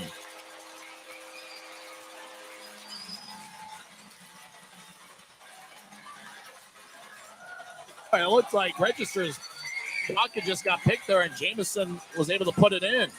Well, Tyson, seems like Matt Register was cooking, but unfortunately, all he was cooking was turnovers. He coughed one up right up to Keaton Jamison, and he pots it in. Right place at the right time. Yeah, Jamison just got it. Jamison just took it away from him and fired it in the back of the net. So Keaton Jamison gets his 6th point in the month of January as Utah leads 2-0. Jamison gets his 8th goal of the season, and it's unassisted off the stick of Matt Register. Idaho gains center ice. Demowski dumps it in as he looks to center towards Ducharme, and Aaron Tho gets in the way. Puck towards the near boards as Hedrick will spin it back around. It hits off the referee, and Cam Wright gets it. Wright will throw it back to the far corner for Victor Bartley. Bartley, the 2010 All-Star, as he's back behind his own net. Ducharme having some words for Cameron Wright. Ducharme pushes Wright at neutral ice, as Bartley still has the puck behind Trent Miner's net. Utah leads 2-0 as Jamison scored unassisted 48 seconds into the second. Aaron Tho gets it across as now the Grizzlies. Cam Strong will skate towards the right side. He'll take a shot. Saved by Shield. Rebound goes out to the near side as Ducharme gets hit by Martel. Grizzlies have it back as McDonald will backpedal into his own zone. Now dishing out to center ice for Martel. It collides with A.J. White. Keller dumps it in. McDonald takes the puck. He's behind Utah's net. 2 minutes into the second period. Utah's taken the first 3 shots of the second. McDonald off the near boards from Martel.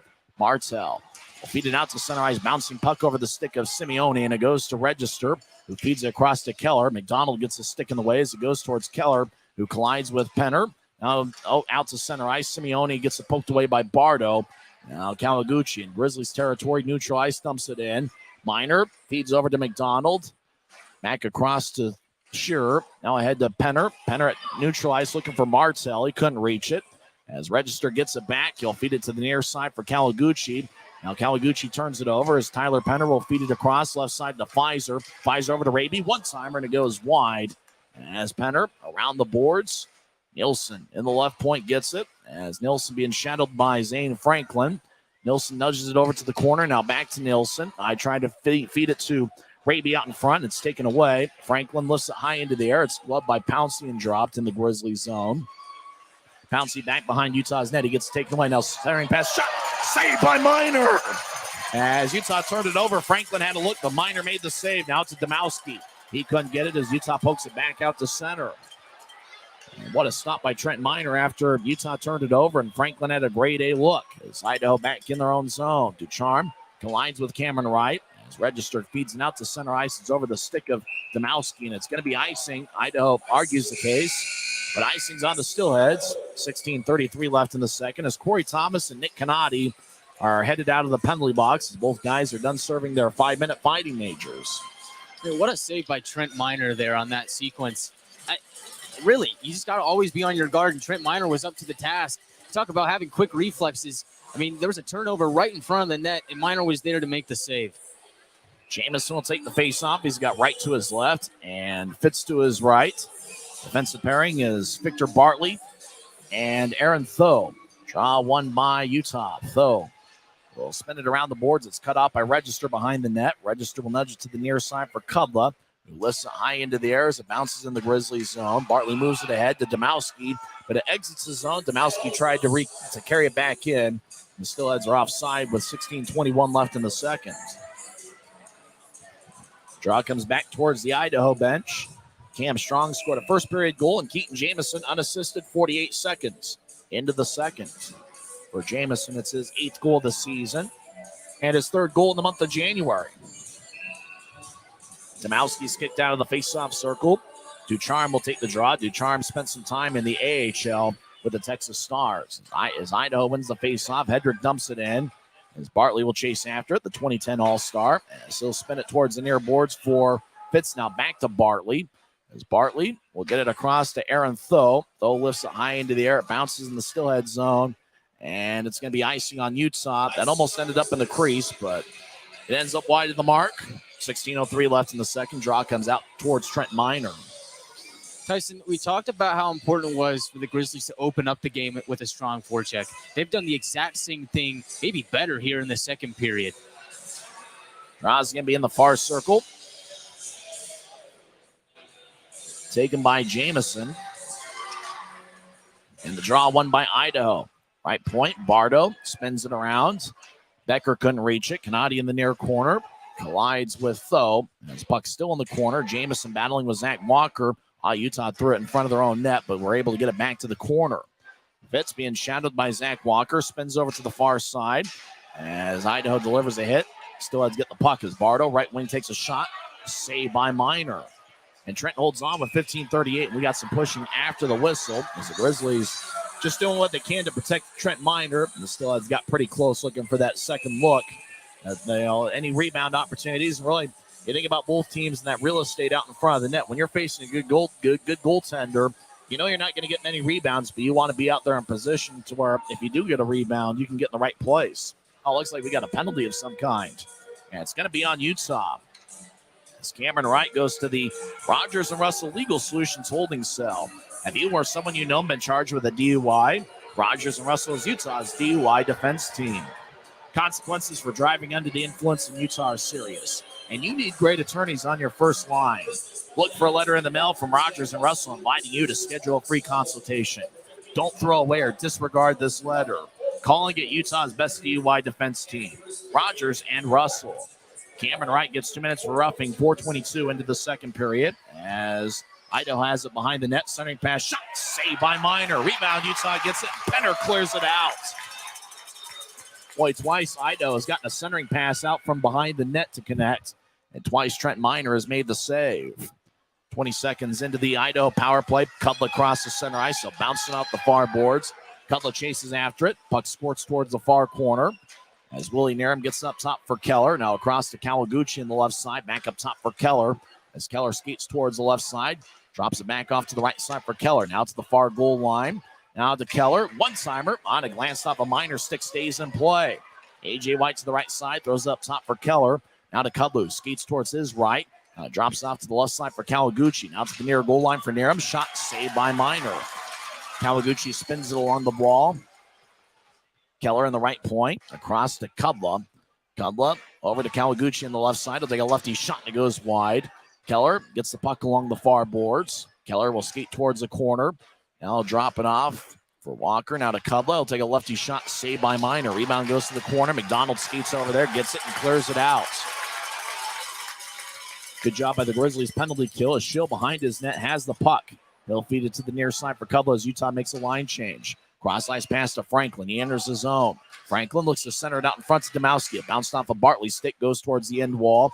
Bartley tries to clear it out. Idaho keeps it in. Hedrick across to Register. He'll skate towards his left. Register with a lefty shot that's blocked by Pfizer. Now Ducharme gets it just outside the right circle. He gets it up top to Register. He dishes it to Hedrick. One-timer. Saved by Minor. Trent holds on. 16 seconds left in the Idaho power play. Steelheads did a good job working the puck around. Got a one-timer for Hedrick, but Minor was able to make a routine save. And Tyson, it's one of those bend but don't break situations. The Steelheads did a really good job of moving the puck around, but the Grizzlies weren't really letting them take a good quality opportunity, which is why we saw them move the puck around so much. Jamison will take the draw against Ryan Domowski. There's 16 seconds left in Idaho's second power play of the game as Cameron Wright's in the box. 2 minutes for roughing. Idaho wins the draw. Left wing. Register shot. Glove saved by Minor. Trent holds on. 11 seconds are left in Idaho's power play. 13:49 left in the second. Utah leads 2-0. Domowski will take the draw against Jamison again. As Wright is standing up in the penalty box, and he'll come out in 11 seconds. Domowski leads Idaho with 40 points this season. The leading goal scorer is Jordan Kawaguchi with 17 on the year. And the draw won by Idaho. Register feeds it to the right side. Ducharme shot saved by Minor. Grizzlies throw it towards the near boards. And still in the zone. Franklin gets hit by Shearer. Now everybody wants to go after Shearer. As it looks like Shearer's going to get a penalty. Now everybody over there. Register wants to go after Shearer. Franklin gets back to his feet. As James Shearer hit Franklin pretty hard. Now Domowski pushes a Grizzly in the back. Now somebody's going to go after, and Shearer's going to go after Domowski. As Domowski pushed the Grizzly in the back. Time out of the ice, and it looks like James Shearer is going to the penalty box, and Idaho's going to go back on the power play. 13:38 left in the second period. Utah leads 2-0. This is Grizzlies hockey, presented by Mountain Land Supply Company.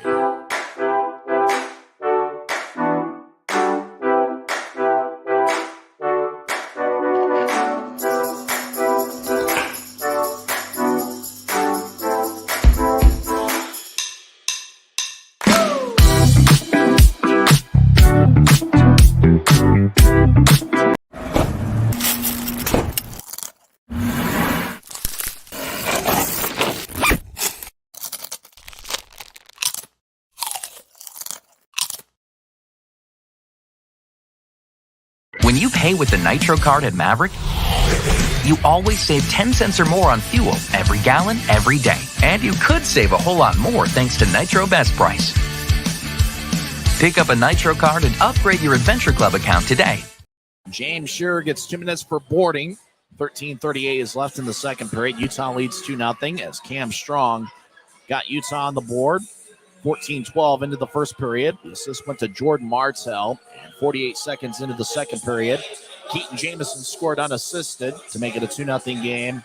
It's Idaho's second straight power play as the Grizzlies killed off the first one. Wright's out of the penalty box, and just as Wright was exiting the penalty box, James Shearer got the boarding penalty as he hit Zane Franklin. And that was the only penalty, even though there was a bit of a skirmish over along the near wall. Domowski will take the face-off against Jamison, and the draw won by Utah as Corey Thomas threw it from one corner to the other. Now it's behind Utah's net as Jamison. McDonald over there, but Hedrick gets the puck. He'll feed it up top for Register. Now across to Ducharme. Back to Register. Register fakes it to Hedrick. Now gets it to the right side for Ducharme. Ducharme across to Hedrick. Now to Register. One-timer, and it's blocked. Register gets it back. Hedrick over to Ducharme on the right side. Ducharme feeds it to the far goal line. Domowski back to Register. Register back on the right side being shadowed by Jamison. Register skates towards the right corner as he gets, it's going to be a penalty. Corey Thomas is going to get 2 minutes for hooking as Register is trying to skate towards the net from behind it. Thomas is going to get hooking He's going to get 2 minutes for hooking as Register kind of sold the call pretty well, but he was able to get it. So just like that, we're going to have a 5-on-3 power play for 1:22. Well, this is not ideal for the Grizzlies, Tyson, but there's times in the season where we've seen their penalty kill go up and defend a 5-on-3 and do very well. So don't count out the Grizzlies here just yet. 5-on-3 for 1:22 is exactly 7 minutes into the second period. Corey Thomas gets 2 minutes for hooking. Grizzlies win the draws. Connor McDonald tries to clear it out and bounced off a White stick as the Steelheads get it back to White, over to Cudla. He's on the right side, skates towards the circle, drops it back off to the right circle for White. Now up top for Kawaguchi. Gets to the left side for Keller. One-timer, and it goes wide and clears the zone. Is skating all the way out towards the blue line shield. He'll nudge it ahead to Kawaguchi. Kawaguchi enters the zone. He feeds it to the near side for Keller. Keller just outside the left circle over to Kawaguchi. Now across to Cudla. Cudla skates towards his left, and he gets to White, back to Kawaguchi. He'll skate towards his left. Now to the near goal line for Keller. He swung and missed. Goes out to Cudla. He'll take a shot that goes over the crossbar. McDonald tried to clear it out. It stays in. Cudla takes a lefty shot. Saved by Minor. Penner tries to clear it out. Cudla kept it in. Now Cudla to the right side. He'll take the puck. He'll take a shot and goes wide. Kawaguchi to the left side. 25 seconds left in the 5-on-3. Cudla feeds it to the far goal line for White. Now up top for Kawaguchi. Kawaguchi with a lefty shot, and it goes wide. Grizzlies might have gotten a piece of it. Cudla to the right side, skates down the middle. Now feeds the right side for White. He'll take a shot. Saved by Minor. Rebound goes out to the far side. Now Kawaguchi across to Keller. Back to Kawaguchi. He's in the slide. Feeds to the right side for a shot. And it hits the side of the net. Cudla gets it back. Out of the box is Shearer. 5-on-4. Shot by Niram goes wide. As Keller along the near side gets pushed by Penner. Idaho nudges up to Kawaguchi. Dishes to the right side for Cudla. Take a shot. Saved by Minor. What a stop by Trent. A crazy sequence. Idaho took one shot after another, and Minor just kept making one save after another. Well, what did I tell you, Tyson? Don't count out the Grizzlies' penalty kill, no matter how bad the advantage may be. And you got to give credit to Trent Minor there. He had a fantastic sequence there. 26 seconds left in a 5-on-4 power play. 11:26 left in regulation. Utah still leads 2-0. Domowski will take the draw against Keaton Jamison. And what a sequence there. And the Grizzlies just kept finding a way in Idaho. They had one open look after another, especially on the 5-on-3. And a couple shots went wide and a couple shots were blocked. And Trent Minor did a good job on a couple of occasions. Utah wins the draw and throws skates around. Now Domowski left wing shot saved by Minor as the Grizzlies spin it along the far wing boards and clear it out. As the Steelheads cross center ice. As they feed it across. Franklin, far side, throws it to the goal line. And throw behind the net, couldn't clear it out. Grizzlies are back at full strength. Franklin across towards Register. Register gets held up by Thomas. It's Thomas fresh out of the penalty box. Now it's taken by Pfizer. Pfizer at neutral ice, crosses center. He'll feed it to the far side for Martell, who dumps it in. As the Grizzlies... Looks like a delayed offside, I believe. 10:41 left in the second. Utah. Idaho's already up to 19 shots. They had quite a few looks on that power play, but Utah just kept denying them. Yeah, you think about that. That's one of those critical sequences in the game where that was an excellent chance for the Steelheads to get back into the game, and the Grizzlies shut the door with an excellent penalty kill. Tries going to be near the Grizzlies bench. As Utah wins the draw, Martell will skate down the middle. Now he veers off to the right as he gets held up by Canati. No goal in the play. Pouncey up top for Nielsen. He'll take a lefty shot that goes wide. Martell in the corner, gets hit. Now Raby throws it up top for Pouncey. Across to Nielsen. He winds and fires, bounces off the boards. Taking it to Utah. Miller got blasted in the corner as Pouncey, high slot shot. Oh, got redirected. Shield makes the save. Idaho gets the puck as the Steelheads get it across to Canati. About halfway through the scheduled 60 minutes, Utah leads 2-0 as Cam Strong scored the first period and Keaton Jamison early in the second. As Raby feeds it across to Nilsson. Now back towards right, across to Nilsson. It glanced off his stick. Idaho gets it back as Bardo throws behind his back. Zach Walker chases after it. Walker will fire backhand shot saved by Minor. Now it goes to Register. Left wing takes a shot. Saved by Miner in the butterfly position. Now it goes back to Register left point. As he'll get it across. Idaho's Haskinen shot. Saved by Miner. Trent holds on. 9:36 left in the second. Idaho is up to their 14 shots here in the second period, but Trent Miner has stopped them all. Trent Miner has been fantastic in this game, Tyson. And we think about a couple weeks ago in Rapid City where he had a fantastic game. I thought that might be a turning point for him in the season. It seems like he's built off that momentum. Draw is going to be in the far circle.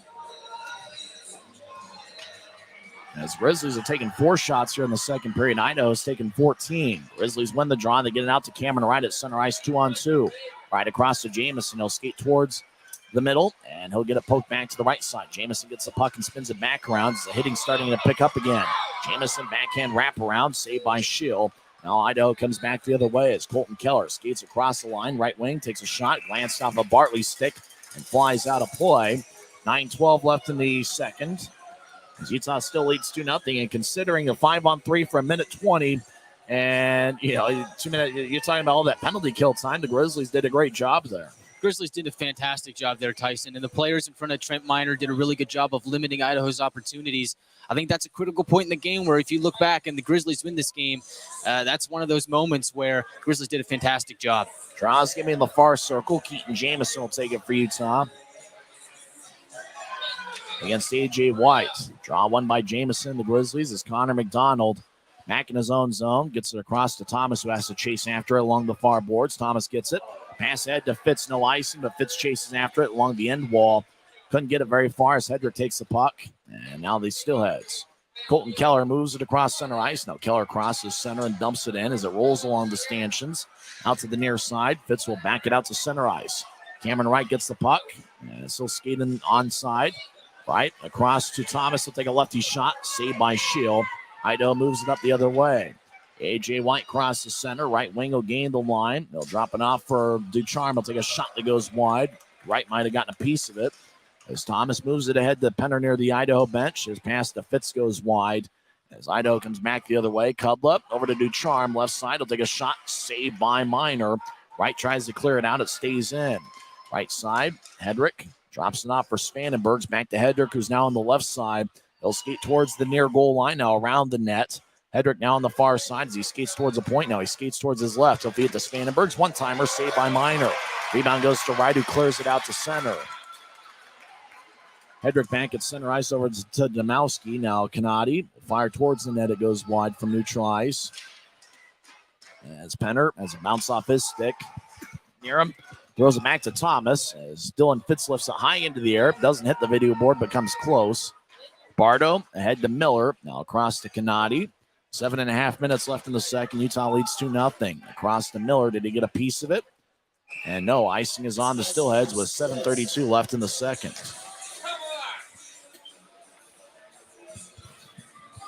Guy, I like that the Grizzlies have been able to get some offensive zone time there, but you think that Idaho really is charging pretty strong there. They've outshot the Grizzlies 16-4 here so far in the second. Yeah, Tyson, the Idaho Steelheads have really started to put the pressure on the Grizzlies here in the second. You got to think that that's only going to increase as the game goes on. So the Grizzlies got to be ready for that. Idaho wins the draw, goes out to neutral ice. Pfizer gets it back. He's back into his own zone. Now Pfizer to the right side, feeds it across near Utah's bench for Strong. As they'll skate towards the corner. Strong's got a goal tonight, 5 on the season. Across to Pfizer, now to Strong behind the net. Strong on the right side. We'll drop it off to the corner for Raby, who gets pushed. Nilsson behind the net, tries to feed it out in front. Nobody was there. Idaho skates neutralized, but Shearer gets the puck. He'll skate back into his own zone. As Shearer feeds to center ice, picked off by Kanadi, who dumps it in. Miner lets it go towards the end wall. As Shearer gets over towards Cam Strong, and Nilsson ahead towards Strong. It goes to center ice. Register dumps it back in. Miner behind his net, gets over to Shearer, who feeds it back to Pfizer. Pfizer behind the net, throws to the far side for Nilsson. Back behind the net, Grizzlies. James Shearer battles with A.J. White. White takes the puck away, looks to center it to Franklin. Utah cuts in front of him. Good defensive play by Raby. As goes up top to register, left side, looks to center to White, takes a shot that bounces off of Nilsson. Grizzlies have numbers. They cross center. 2-on-1. Raby skates towards the left circle. Toe drag shot. Saved by Shield. Toe skates in. He gets cut off by Register. 2-on-2. Idaho crosses center ice. Franklin skates towards the left circle. Drops it off. Now centers it towards Kawaguchi. Utah picks it off. Though moves ahead to Martel. Martel right side takes a shot that goes wide. Puck goes out to center ice. Christian Simeone lets it go. Is it Trent Miner to the right of his net? Will bounce over to Bartley. Now across to Simeone. Less than 6 minutes left in the second period as Utah leads 2-0. Neutral ice, Domowski dumps it back in. Bartley behind his net gets it. As Aaron Tho out there along with Simeone, Joey Kulatarchi, and Jordan Martel. As Bartley moves it ahead to Martel. Martel, the Rooster, crosses center ice. He's got an assist tonight. They'll skate to the right side, skate in. Now he rolls it back to the corner. Kulatarchi collides with Hedrick. It goes out to the left point as Corey Thomas with a shot that goes wide. Puck moves back to the near side as Kawaguchi bounced it off of McDonald. Now Idaho centering pass. Keller with a shot that hits the post.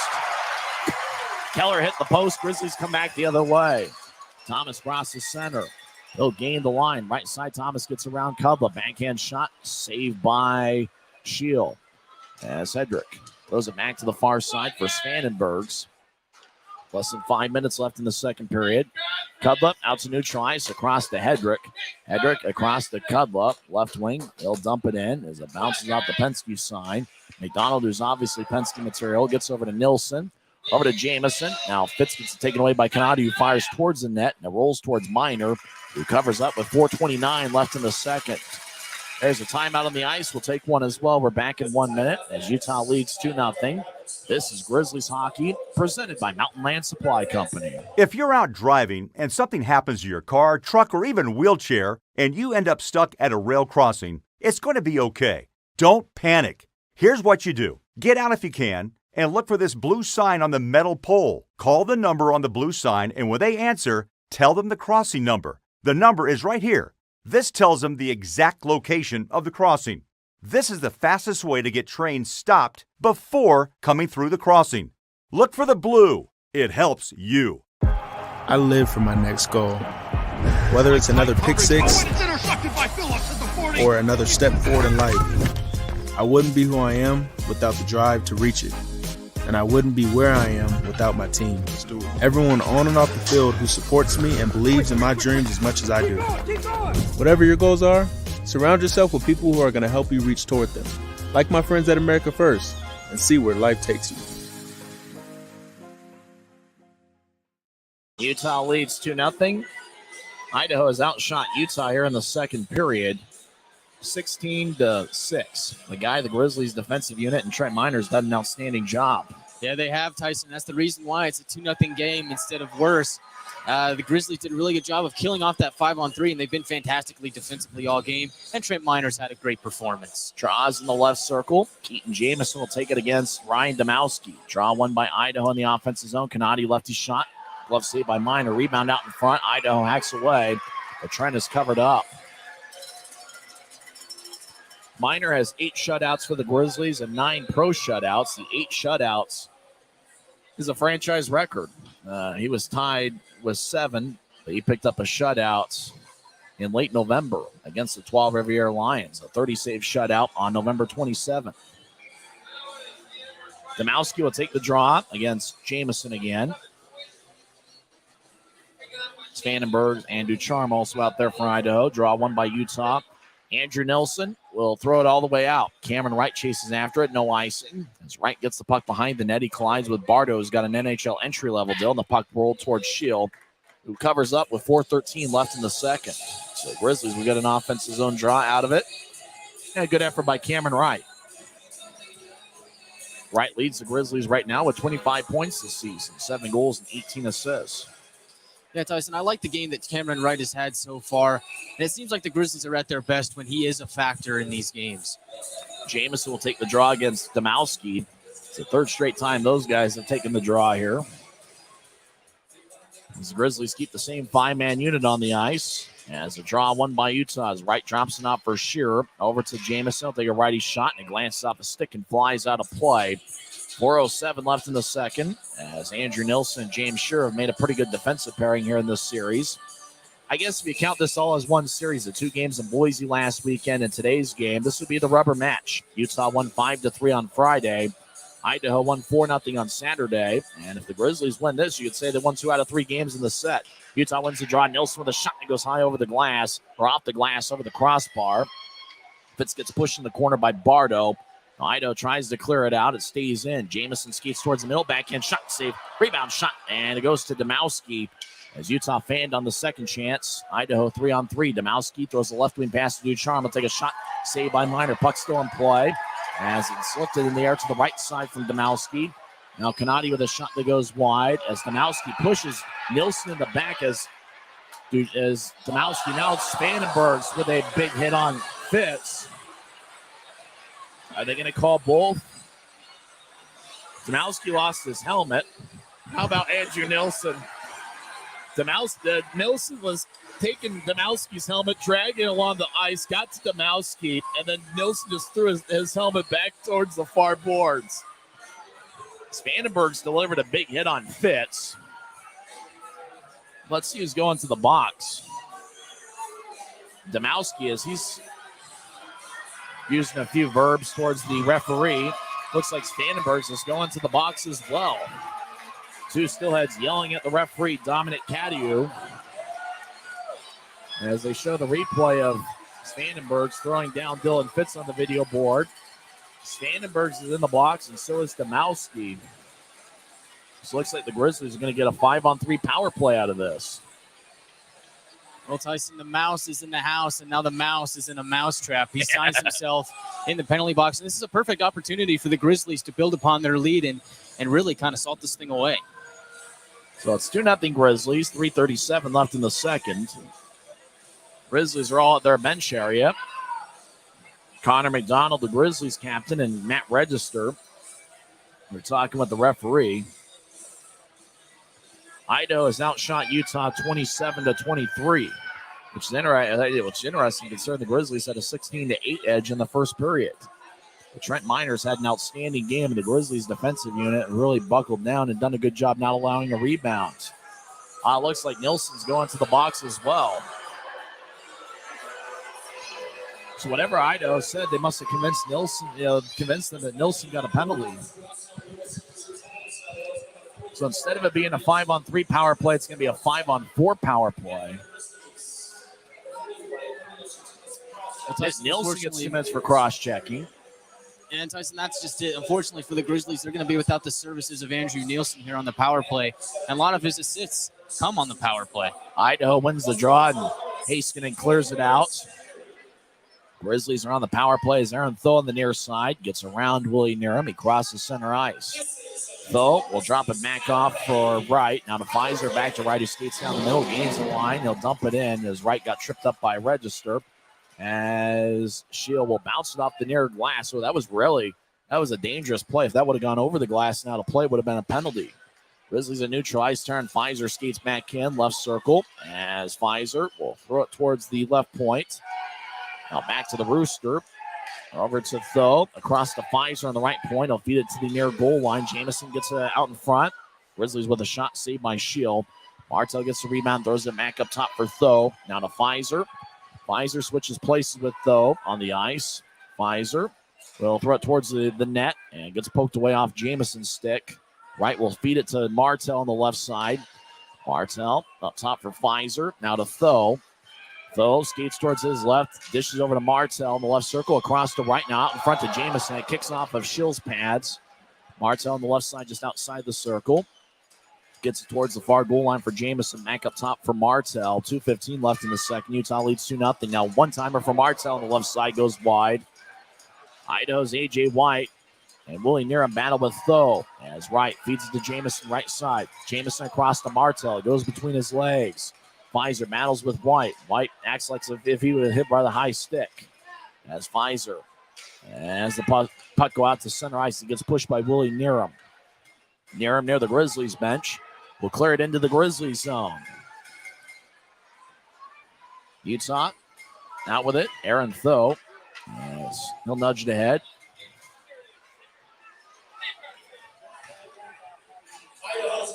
Idaho's back at full strength.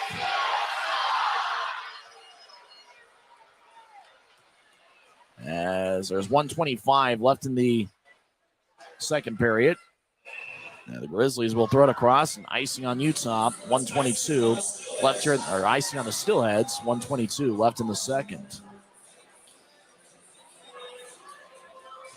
Draw's going to be back in the Grizzlies zone. Wonder how that auction's going. We'll tell you in the second period on the Dash Auction app. Who's winning the bid right now? Who's going for the most? As you can bid on these game-worn SpongeBob SquarePants themed jerseys.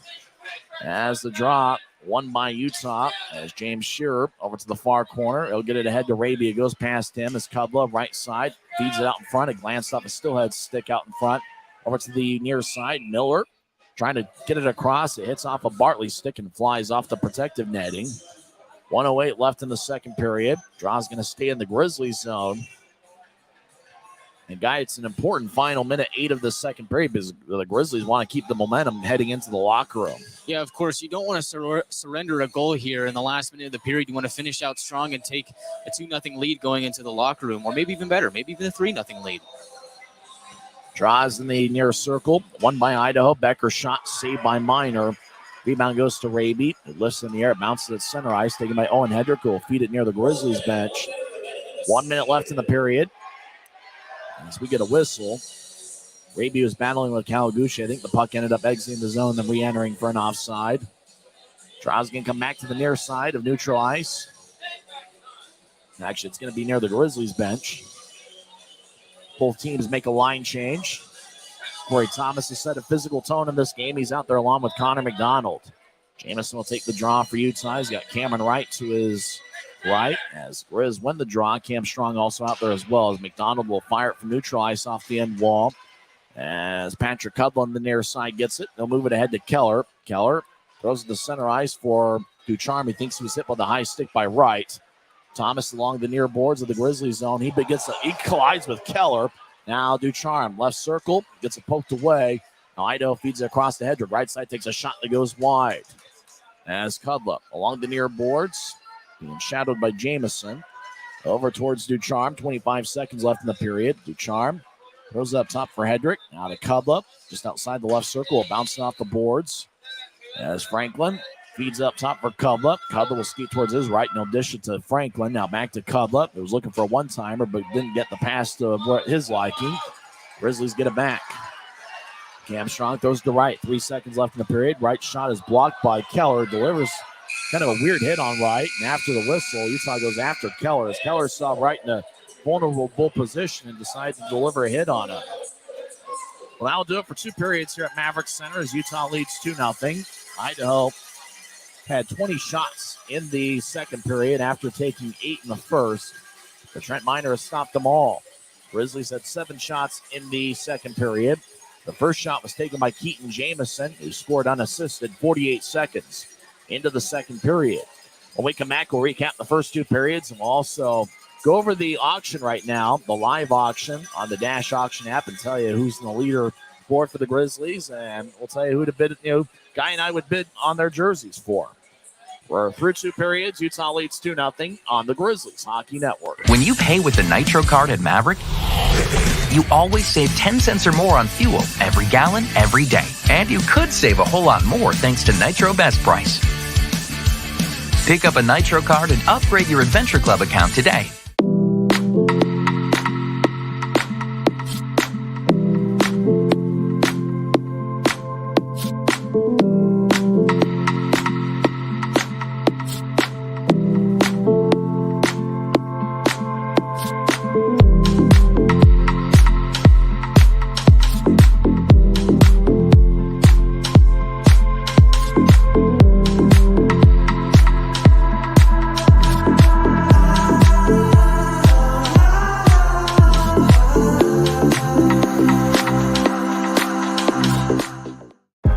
I live for my next goal. Whether it's another pick six or another step forward in life, I wouldn't be who I am without the drive to reach it. And I wouldn't be where I am without my team. Everyone on and off the field who supports me and believes in my dreams as much as I do. Whatever your goals are, surround yourself with people who are going to help you reach toward them. Like my friends at America First, and see where life takes you. Maverick's new bean-to-cup machines always deliver a freshly ground cup of coffee on demand, so you can enjoy any of our premium roasts at their best, day or night, hot or iced. Enjoy a fresh cup today.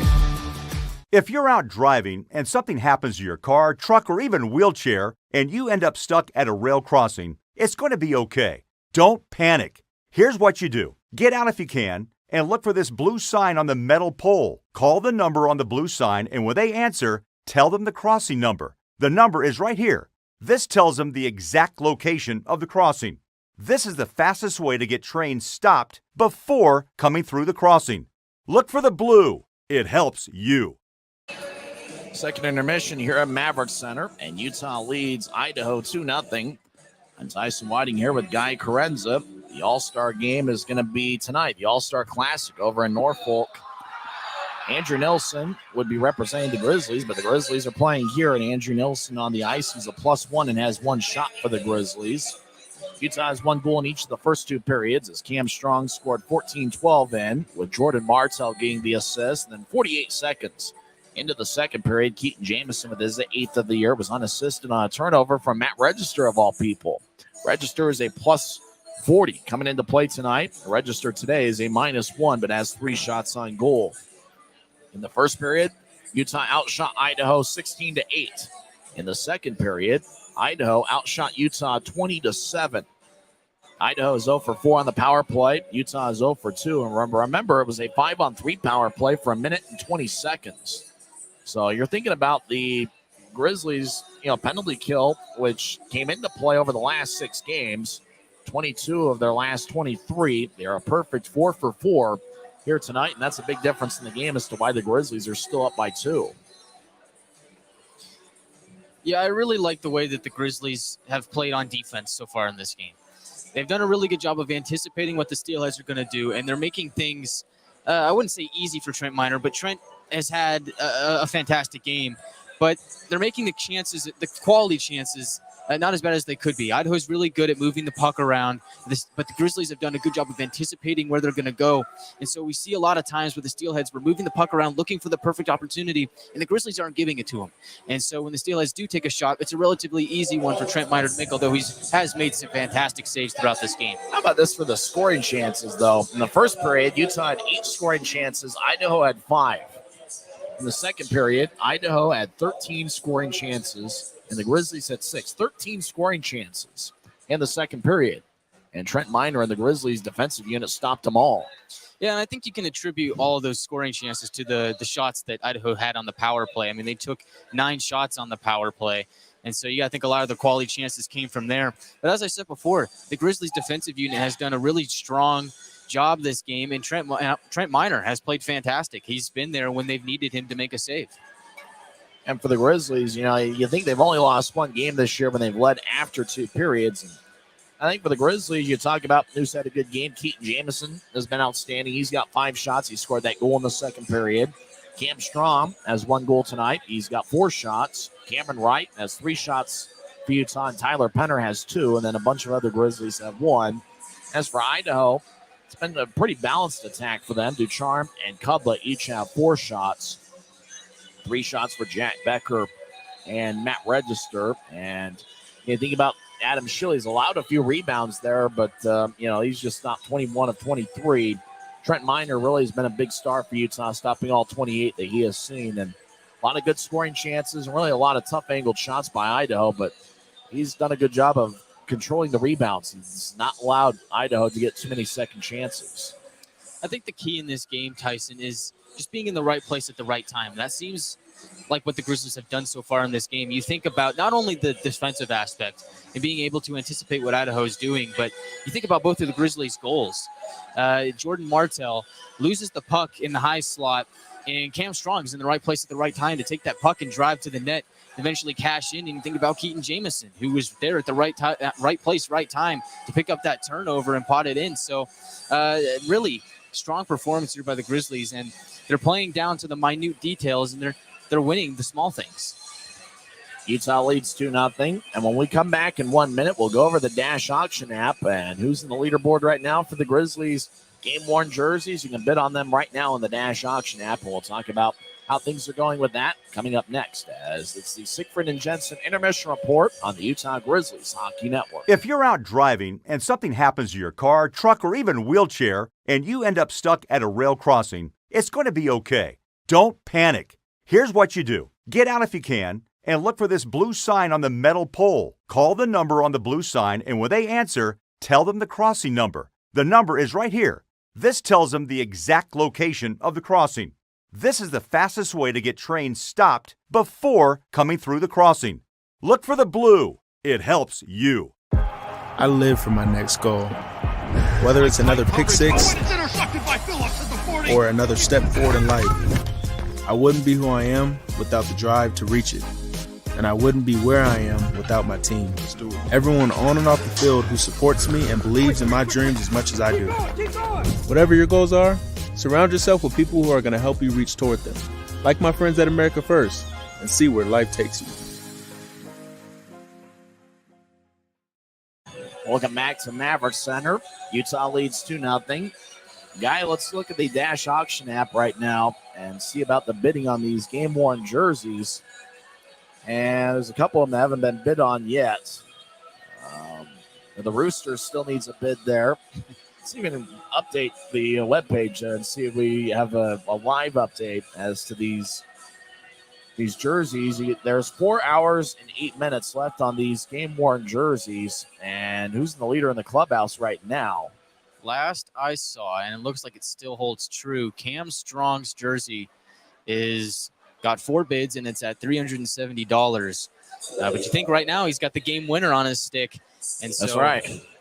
I think that's got to be the reason why this is so high. But, if I were to pick one, I'd probably pick one that would be more of my size. I think that Dakota Raby one is a little smaller. I'm a smaller fella, so if I were to wear it, probably pick one of the smaller ones. But the Martell one's not a bad choice, and the Strong one is a pretty good choice too. See, I'd probably go with a goaltender because I want a bigger jersey. I want something a little more baggy. Right now, Trent Miner's only going for $300, only one bid. Break one bid. He's a backup goaltender tonight. Metcalf is not in uniform. He's the third goalie, and it's a really tough decision for Ryan Kanasowicz because he's got 3 outstanding goalies. Grisby going for $350. That's a big jersey. That's a big one. If you're a big person, I think Grisby's the jersey to get. Right now, Andrew Nelson, $310. Victor Bartley, only $300. I'd probably think about a Victor Bartley. And McCallchuck is going for $350. The captain, Connor McDonald, at $310. I think the captain of the team's always interesting because you got that C on the jersey. I think that's worth something. Yeah, I think that's really cool. I think we got to show James Shearer some love. He doesn't have a bid yet. We got to get that man a bid. Now we just need $300. We got a hat that we can pass around. We got a bin right there. Let's see when hold the bin. See if we can get $300. Let's bid on one of these jerseys. We need to start a collection basket.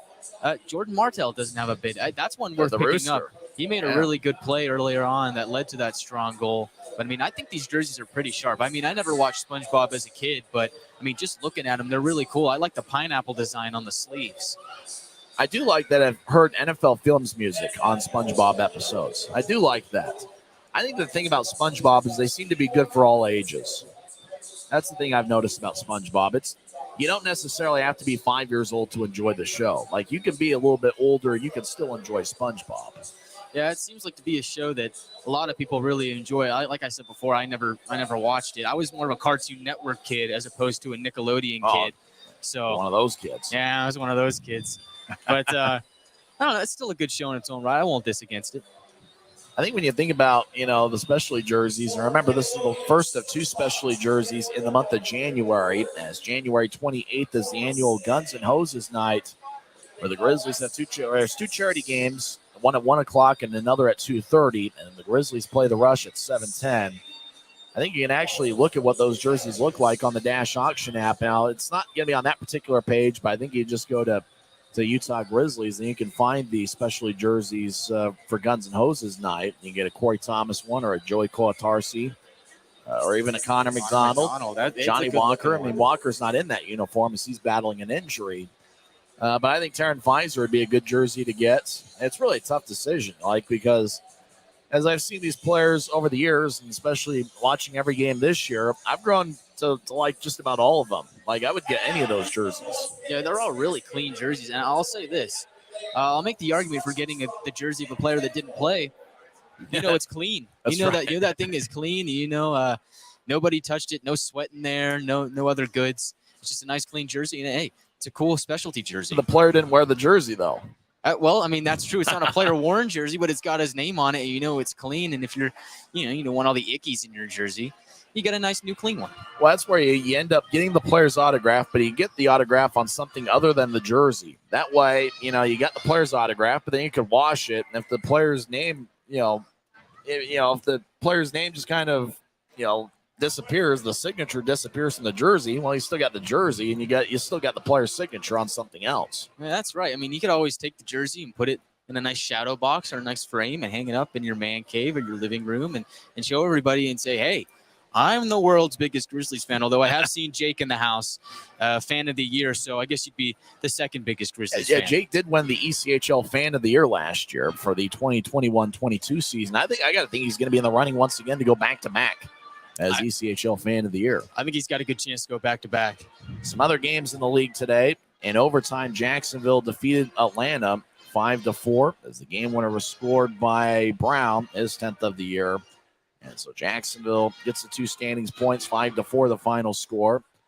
Maine over Reading, 4-2. And later on today, it's going to be Rapid City at Kansas City. The game played at Cable Dahmer Arena. And the ECHL All-Star Classic will get underway at the top of the hour, and that should be an interesting one.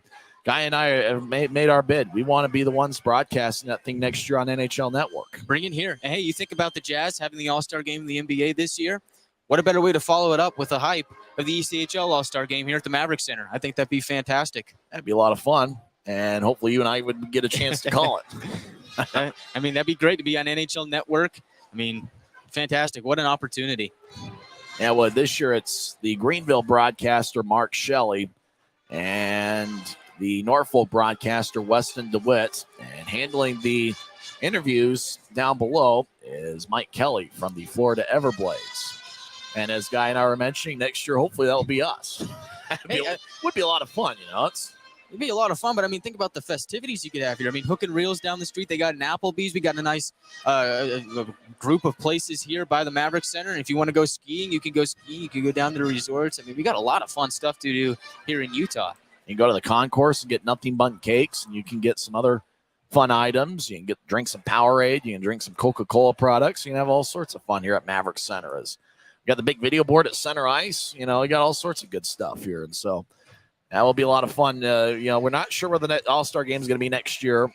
We do know this year it is in Norfolk, and Norfolk Admirals are representing 2 of the 4 teams in the 3-on-3 tournament, and that gets started at the top of the hour on NHL Network. But here at Maverick Center, we got a good crowd here on Martin Luther King Day, and we also got a pretty good game and a really good defensive effort by the Grizzlies as Trent Miner has stopped all 28 shots he has seen, and Idaho's Adam Schill has stopped 21 of 23. And when we return, we'll have third period action, as this has been the Siegfried and Jensen Intermission Report on the Utah Grizzlies Hockey Network. If you're out driving and something happens to your car, truck, or even wheelchair, and you end up stuck at a rail crossing, it's going to be okay. Don't panic. Here's what you do. Get out if you can, and look for this blue sign on the metal pole. Call the number on the blue sign, and when they answer, tell them the crossing number. The number is right here. This tells them the exact location of the crossing. This is the fastest way to get trains stopped before coming through the crossing. Look for the blue. It helps you. I live for my next goal. Whether it's another pick six or another step forward in life, I wouldn't be who I am without the drive to reach it. And I wouldn't be where I am without my team. Let's do it. everyone on and off the field who supports me and believes in my dreams as much as I do. Whatever your goals are, surround yourself with people who are going to help you reach toward them, like my friends at America First, and see where life takes you. Welcome back to Maverick Center. A couple minutes before we start the third period of play. And, Guy, the penalty kill continues to be outstanding for the Grizzlies. 4 for 4 today. And over their last 5+ games, 26 of their last 27. It's just been an incredible streak for the penalty kill. But I do think the Grizzlies need to be disciplined in this third period, not take any lazy penalties. And you got to find a way your first 5 minutes to, not let Idaho get back into this game with an easy goal. Yeah, Tyson, and the Grizzlies' penalty kill has been on an incredible run as of late. I mean, they've been fantastic, although I have to say I'd rather not see them again for the remainder of this game, as fantastic as they've been. As the Grizzlies want to play a clean game, they don't want to give the Steelheads an opportunity to get back into this one. And you figure the Steelheads were pouring it on with the shots and the opportunities in the second period. Grizzlies were able to slam the door. But you got to think that in the third period, they're really going to up the ante here. As one, they don't want to get shut out, and two, they don't want to lose this game. Grizzlies are headed on the ice here on Sensory Friendly Day. And Chris Hagan, the PA announcer, is out of his element here. He's out of his element here on Sensory Friendly Day. As the sound has been turned down today, and even though the cowbells are still ringing, but, the Grizzlies are on the ice in their specialty jerseys that you can bid on the Dash Auction app, which will go until 9 p.m. Mountain Time. You can bid on the Tyler Penner jersey or Jordan Martell or Aaron Tho. Aaron Tho still needs a bid on his jersey. Right now, the leader in the clubhouse is Cam Strong at $370. And it should be a lot of fun. Ryan Kanaswich now heading towards the bench with his assistant, Jared Pike. And we've mentioned it in the first intermission. Ryan Kanaswich and Victor Bartley were both All-Stars in 2010, representing the Grizzlies along with A.J. Perry. And Kanaswich now the head coach of the Grizzlies. It's his second year on that post. He was the assistant for 4 years before that. And Victor Bartley's in the uniform of the Grizzlies. And you think about a guy in Victor Bartley, with his experience, he just always seems to be in the right place at the right time. And he's really one of those guys, especially when the Grizzlies were on the penalty kill, certainly instrumental.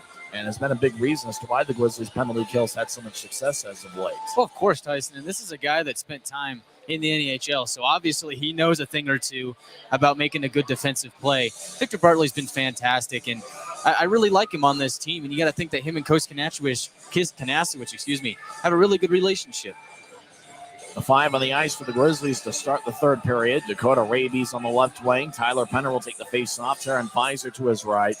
The defensive pairing is Andrew Nilsson and James Shearer. As the puck is dropped, Idaho wins the draw. They're skating from left to right. Grizzlies skating from our right to our left as we see it from high atop section 114. As Dakota Raby along the near boards battles with Shearer. As Niram throws to the corner. As Idaho feeds it out in front to Kawaguchi, who dishes back up top for Aston and across the register. Now Kawaguchi, shot blocked by Nilsson and goes wide. Idaho still in the offensive zone with the puck. As over in the left point is Niram. Will take a shot that goes wide. Puck glides towards Kawaguchi. Kawaguchi collides with Raby. Now the Grizzlies dish it back to Raby. Gets taken away by Kawaguchi. Left side now down the middle. Niram with a shot. It's blocked by Shearer. Nilsson with a good back check as Nilsson pushes down Niram. As Kawaguchi gets taken away by Penner, but the puck stays in the zone. Haskinen over to Register on the right wing. They'll skate towards the corner. Register feeds it out in front to Kawaguchi, but Minor collects it and holds on. As we get our first whistle, 52 seconds into the third period. Tyson, I think we've reached a point in the game where we're starting to see a lot of frustration from the Steelheads. This is something that they're not used to. Not having a goal this late in the game and also being down in a game this late, this is something that they're not used to doing. So I expect a little bit of frustration to settle in, and I think we're going to see a lot more urgency from the Steelheads here in the third. The Steelheads have a record of 28-5-0-1. The Grizzlies are 13-19-0-1. So the draw is going to be in the right circle, and it's taken by Idaho, but it goes between the defensemen and out to center ice. As Cudlip over to Hedrick. He'll move it ahead to Franklin, who has a tap off his stick. Bartley across the throw at neutral ice. Though will dump it in. It looks like it's going to be icing on the Grizzlies with 18:53 left in the third. I think the next goal is going to be critical in this game. Obviously, for the Grizzlies, you don't want to surrender the next goal to the Steelheads and make it a 2-1 game. I don't think it's essential that the Grizzlies score here, but if they are going to hold this 2-0 lead, you're going to have to find a way to slow down the game and make things difficult for the Steelheads in the offensive zone. Draw's going to be on the left side. Ducharme will take it for Idaho. Again, still in fits. Draw one by Idaho. Franklin's shot is blocked as Cameron Wright will dish it back to center ice. Franklin will chase after it.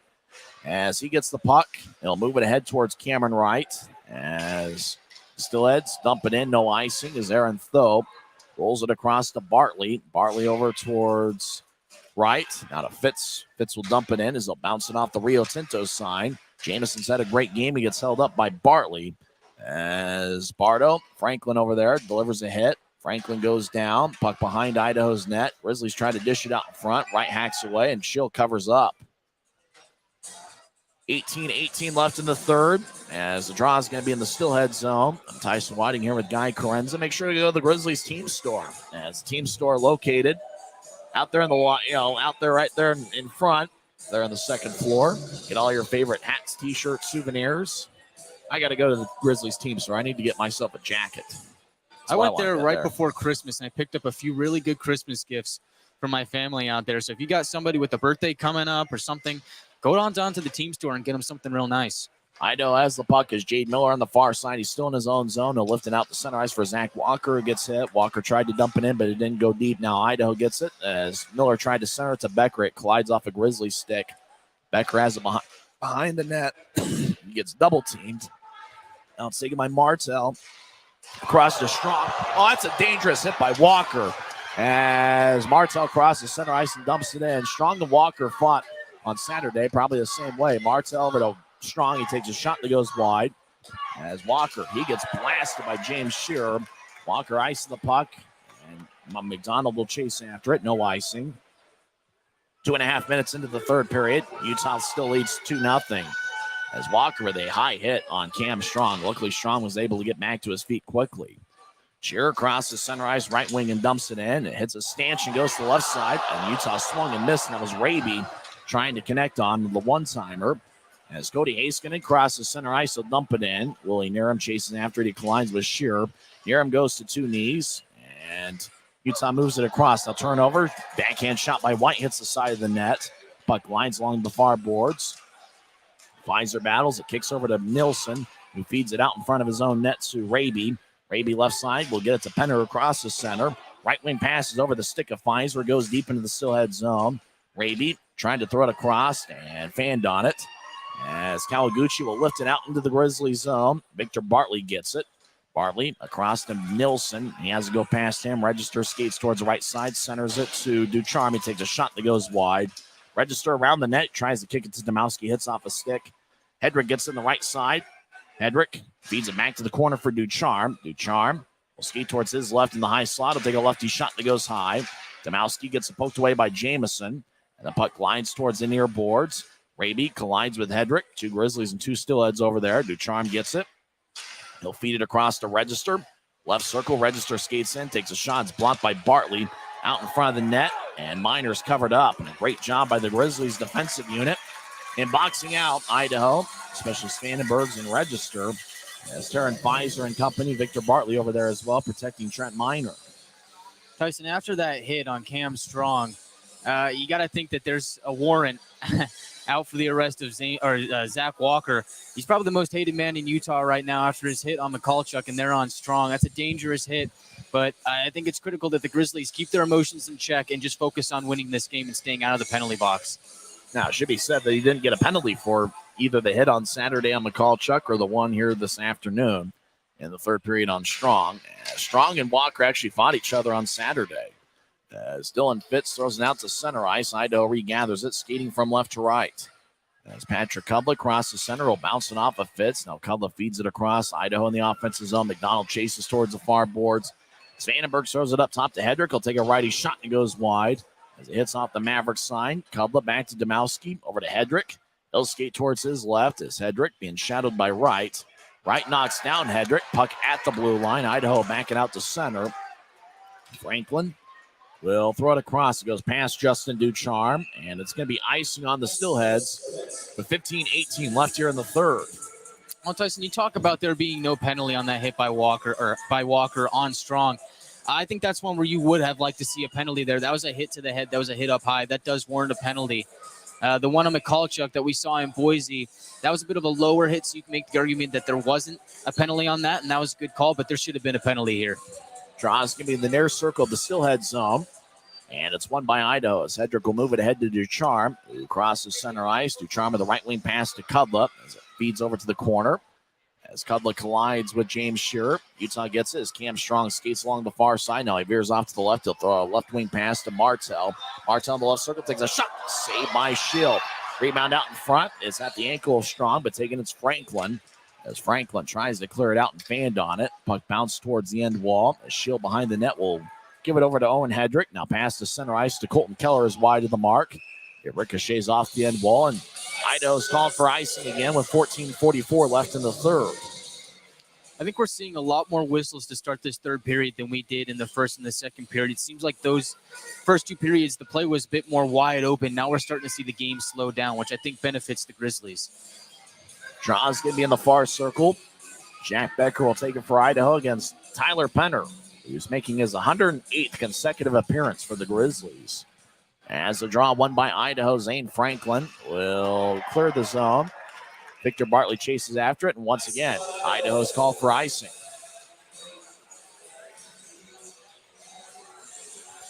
Two more icings for Idaho, and they'll be able to open up a bakery. That's a lame one. That's a lame joke. It's not bad. No, it's pretty I lame. don't think I've ever heard that one before, so I think it's you pretty haven't good. heard that one before? That seems to be a cliched one. No, and I've watched a lot of hockey, so I can't believe I haven't heard that one. But no, I'm sure you have at some point. Idaho wins the draw. Kudla throws out the center ice. Though gets a piece of it, so no icing this time as Idaho's making the line change. Throw over to Bartley at center ice across to Raby. Raby left wing, shot blocked by Bardo. Canati chases after it. He'll skate around the net of Adam Schill as Idaho back deep in their own zone. As Schill will nudge it behind his back for Bardo on the near side. Bardo will tap it off the glass. It goes to Bartley at neutral ice.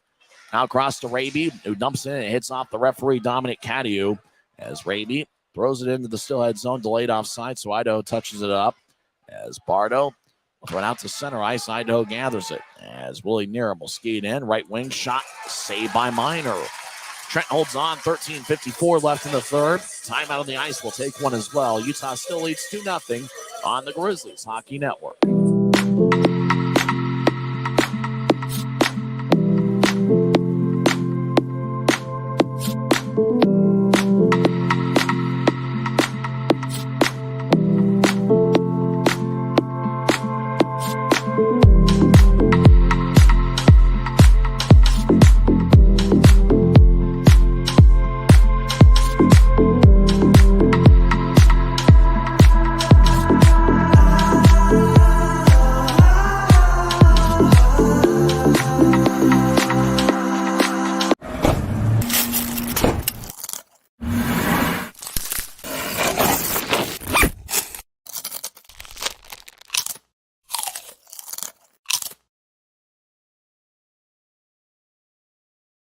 $13:54 left in the third period. Utah leads 2-0. Idaho has outshot Utah 31-24. I'm Tyson Whiting. It's been an outstanding effort for Trent Minor here so far tonight. Do not say the S word, though. The word that starts with an S that we can't say. Yeah, the word that you could do that if the other goaltenders got that going on. As Utah has done a good job defensively here so far tonight. Grizzlies win the draw as Dylan Fitz throws it out to center ice, taken by Nick Canati for Idaho. They'll get it across as Corey Thomas will move it ahead to Jamison. Jamison back in the Grizzlies zone, across to McDonald, the Grizzlies captain. Across to Thomas, left wing. He'll feed it out to the Idaho blue line. Puck bounced off a stick. Now Idaho comes back up with it. A.J. White to the left side. Skates towards the corner, being shadowed by McDonald. White throws it up top for Canati. His shot is blocked by Dylan Fitz. Fitz will skate into the right wing. Fitz will take a shot. And he goes wide and rolls along the near boards. Kawaguchi gets it. He gains the line. He skates towards the right circle. Takes a shot that's blocked by Shearer. Now he takes another shot and hits the crossbar. No goal on the plays. The iron was unkind. Grizzlies cross center ice. Fitz at the Idaho line. Gets poked away by Register. Now Fitz gets it back. Feeds the middle. Idaho picks it off. As Heiskanen throws it across to Register. Less than 13 minutes left in regulation. Utah leads 2-0 as Haskin at center ice gets it poked away by Kolatarsi as Martell avoids a check of Miller. He keeps the puck.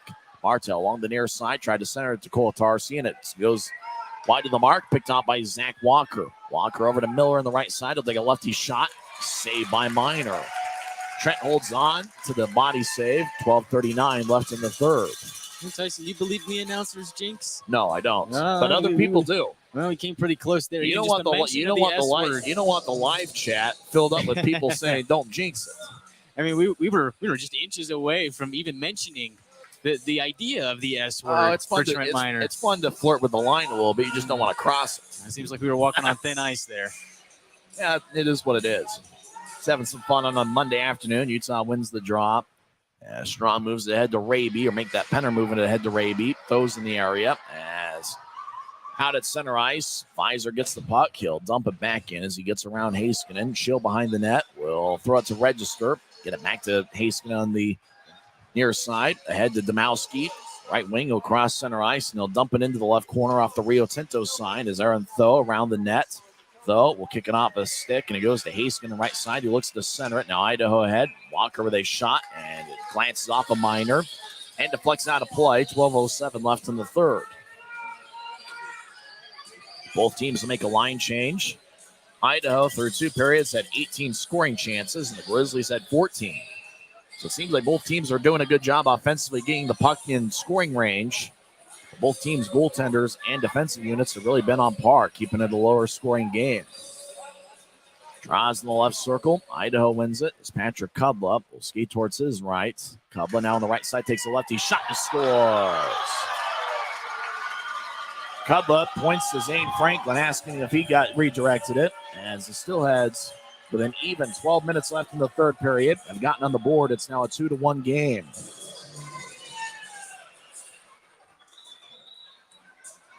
Franklin was in the area, but Kubla skated to the bench first, indicating that he's the one that scored. We'll see who the off-ice officials officially credit the goal to. Are they going to take a second look at it? Maybe think it was either play with a high stick or goaltender interference. The goal looks like they're going to take another look at this. So right now it's 2-1, as the call on the ice is a good goal.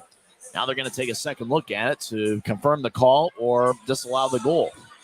We saw a similar situation on January 7th in Rapid City in the third period. This is interesting. I don't know if they're looking at goaltender interference or a high stick. I don't think I saw any goaltender interference on that play. I don't think I saw either. I do think it's going to count as a good goal. Yeah, I didn't really see anything wrong with that. I imagine they could be looking at a high stick, but I definitely don't think that it's goaltender interference. I do think, based on what I saw here, that it's going to be a 2-1 game, and we'll see what they look at. Well, if you think about a 2-1 game with exactly 12 minutes left to go, if you're the Grizzlies, now you can't sit back anymore and try and defend the lead. Now I think you have to start playing a little more offensive pressure and really establish a forecheck, because you don't want the Steelheads going full fire here for the next 12 minutes.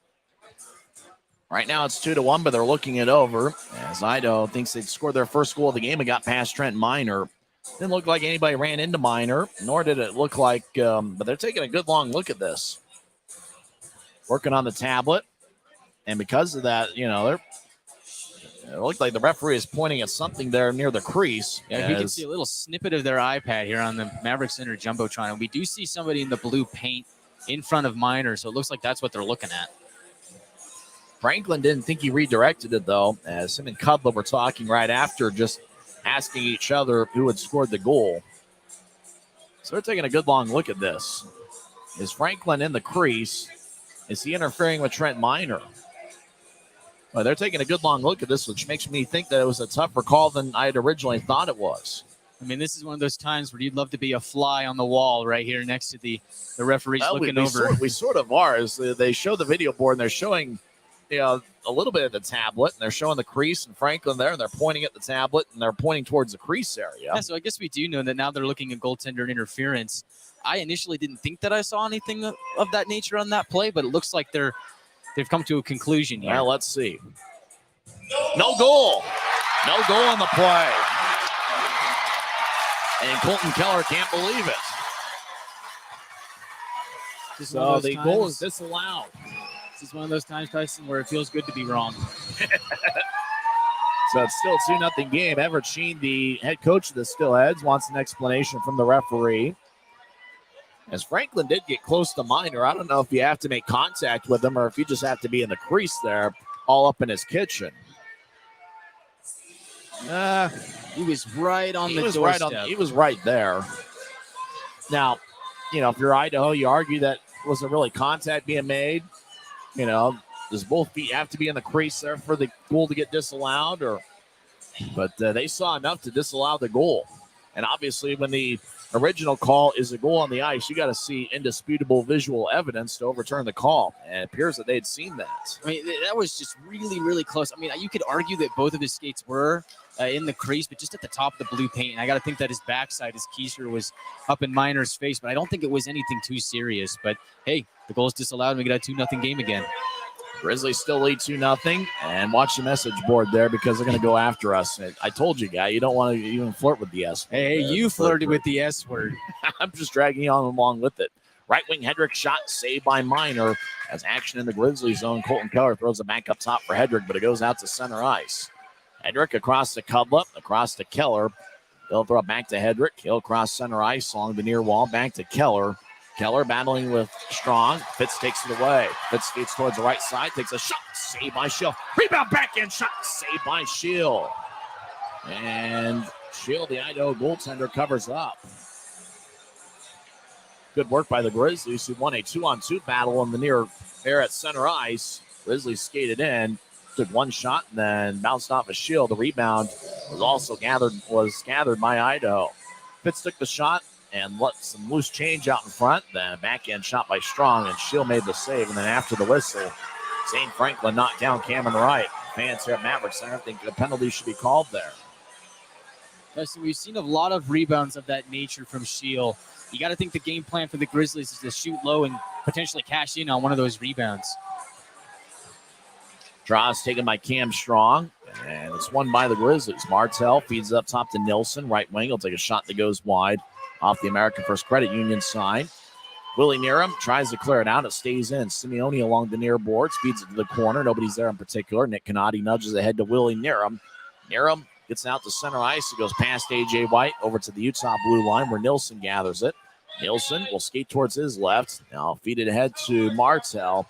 That pass is out in front of him too far and all the way down for an icing. 10:50 left in the third. Utah still leads 2-0. Preston, I really like the game that Jordan Martell has had in this game. He's used his speed and he's made things happen, and as a result of that, he's got an assist. How about this? Jim Williams brought me some nothing but cakes. You talk about he's got to be fan of the year this year in the league. We got a lot of candidates for fan of the league. We got a great fan base here in Utah. Idaho wins the face-off. Centering pass is picked off by Shearer. Now it goes to neutral ice. Shearer back to Nilsson. Now near the Grizzlies bench. The Rooster loses it for Register. Tried to dump it in and hit off the linesman. Now Idaho skates in as Heiskanen slot shot that's blocked. Heiskanen still looking for his first goal of the year. Takes another shot saved by Minor. Heiskanen feeds it over to the far corner. Now up top for Register, who gets it out to the circle. Nerum back to Register. Left point shot on it. Kicks high into the air. Simeone will bounce it off the near boards. Taken by Heiskanen. They'll drop it over for Kawaguchi in the right point. Back to Heiskanen. Heiskanen looks to center. It kicks off a Minor stick and goes towards the far side. Martell trying to clear it out. Goes to the blue line. Good poke check by Simeone to have it go out to center ice. Idaho resets as Heiskanen will skate back to the right side. He'll take a righty shot. Saved by Minor. Trent holds on to the body slave.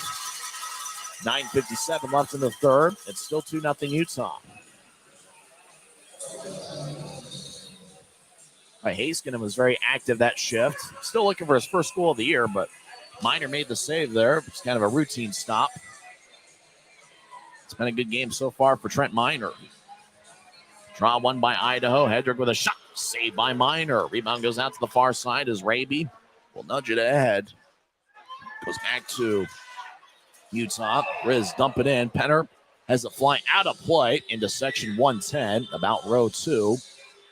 It looks like a fan comes away with a souvenir, and luckily it doesn't look like anybody was hit with that puck.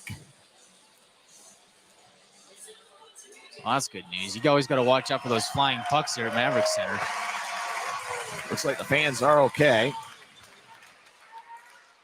I got to say that we came pretty close a few years ago to getting a souvenir puck. I've not gotten a game puck as of yet. As Idaho wins the draw, Domowski left wing. Shot is blocked by McDonald. Goes past Patrick Cubba. Pfizer skates over there, but skating all the way out to the far circle is Shield. Throws an outlet pass to center ice. As Becker has a glance off his stick to Bartley, will feed it off the near boards. Pfizer gains the line. Left point, he skates towards his right. Pfizer now on the right point, moves it ahead towards Tho, has to skate towards the corner. Cubla gets there first. Raby gathers it. He'll feed it along the far wall, but nobody was there. So it goes all the way deep into the Grizzlies zone.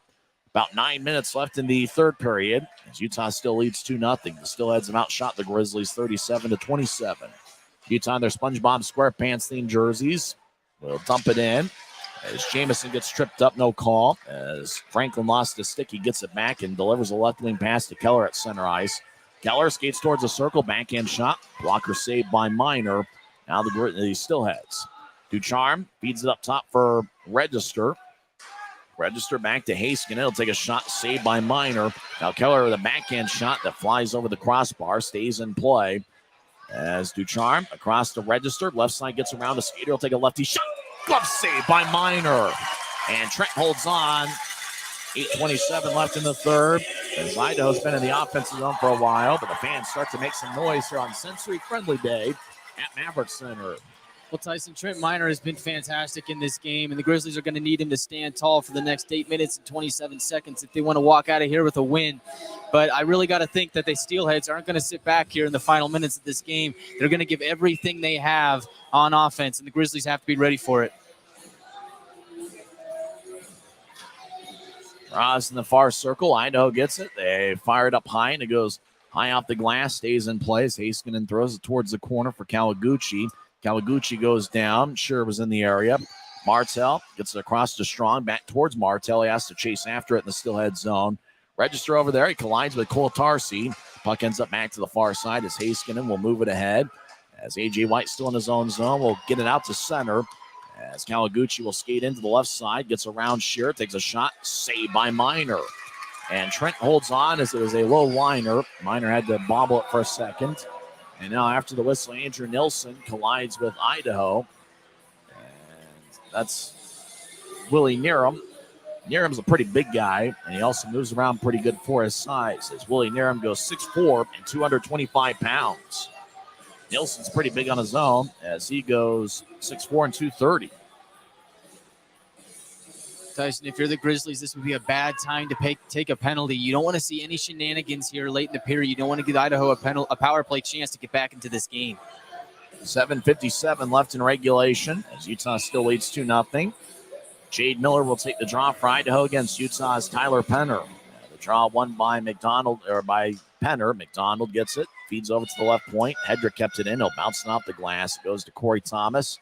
Thomas moves ahead. Miller has a glance off his stick as Walker and Thomas collided. Idaho's Nick Canati, left wing. Shot is blocked. Walker gets it, feeds it towards the middle. It goes past Miller out to the right point for Bardo. Bardo with a righty shot, and it's blocked out in front. Now Becker with a backhand shot, and Minor makes the save. 7:32 left in the third. We've had quite a few whistles here in the third period. And so because of that, and really you think about establishing puck possession, every face-off from here until the end of the game is going to be critical. Yeah, Tyson, I agree with that. And I think I've come up with a nickname for Corey Thomas. I think we got to start calling him Thor because every time he makes a hit, you just hear thunder. Nice. I like that. I would have thought Aaron Tho would be Thor. Thor, you know. But, hey, Corey Thomas being Tho, I like it. And the Grizzlies win the draw. Aaron Tho will lift it from one blue line to the other as Nick Canati will move it ahead. Now across to Dawson Bardo. He's at neutral ice. Bardo across the center. He'll get it over to Walker. Walker with a backhand pass into the Grizzlies zone where it's picked off by Cameron Wright. Now the Grizz get it to Tho. Across towards Cameron Wright. Tape to tape.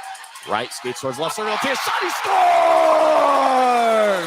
Cameron Wright with top shelf and scores his 8th of the season. And the Grizzlies have taken a 3-0 lead. By the pass connected from one blue line to the other. Cameron Wright skated towards the left circle. And he went top shelf right over the left shoulder of Adam Shield. Tyson, that was a beautiful shot by Cameron Wright. I mean, I don't think Shield stood a chance on that one. That was an absolute snipe.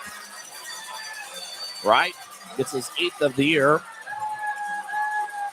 Last season at the University of Denver, Cameron Wright had 23 goals in 41 games. Utah wins the draw. They lead 3-0. They've scored 1 goal in each of the 3 periods. Though and Bartley with the assist. As the Grizzlies skate in, Martell will feed it over to the right corner. Taken by Domowski. Less than 7 minutes left in regulation. Domowski crosses center. He'll dump it in. As puck ends up in the right corner of Utah's zone. Though gets it. He picked up an assist on the right goal. Now to Bartley, who got the other assist. Bartley behind Utah's net. Over to Though on the near side. Though out to neutral ice. Will cross center and dump it in. Grizzlies make a line change as Shield lets it go towards the right corner. Taking it is Justin Ducharme. Over to Domowski. He'll cross center ice, right wing. Domowski dumps it in. Sure over there, Nilsson. Nilsson pushes Idaho in the back, no call. As referees letting him play here for the most part in the third period. Raby gets it. They'll feed it across. Tape to tape for Pfizer. He skates towards the right side. Pfizer gets cut off by Haskinen, and the puck glided towards Shield, who covers up with 6:04 left in the third. Well, I like the Grizzlies' chances a lot more now with a 3-0 lead. And the Grizzlies, you got to feel really good about where you're at in this game. 3-0 lead on the mighty Steelheads. It's a pretty good afternoon. Good crowd here on Martin Luther King Day. As Grizz win the draw, left side, Sure will bounce it off the end wall. As Grizzlies Penner back up top for Sure. Across to Nilsson in the right point. Nilsson looks to center to Raby. It kicks off his skate and goes back to center ice. Raby gets the puck back. He'll feed it back to Sure. Is now in the Grizzlies zone. Sure throws out to center ice for Penner, who dumps it in. Grizzlies make a line change. As Shield behind his net will give it to Matt Register. 5:38 and counting left in the third, and time can't run fast enough from the Grizzlies' perspective. Out to center ice, Haskinen right wing, gains the line, and he tries to get around Thomas. Thomas delivers a hit on Haskinen. Jamison will feed it off the backside of right, and it goes towards McDonald. Head to center ice for Pfizer. Pfizer skates towards the right circle, takes a shot, and it goes just wide. Puck glides towards center ice. Jamison gets it poked away by Kawaguchi, and it goes to McDonald, who gets it to center ice for Pfizer, dumps it in. Jill in the crease will nudge it ahead to the far side for Becker. Becker across to Haskinen. Haskinen's seen a ton of ice time here tonight, and they get it out towards center ice. Fitz takes it. They'll skate towards his right. Fitz will get it over to Cam Strong on the right side. Strong around Idaho's net. He'll skate now to the left circle. Stop and reverse his field back to the corner as Haskinen trying to shadow him. Strong will nudge it back to the corner. Register.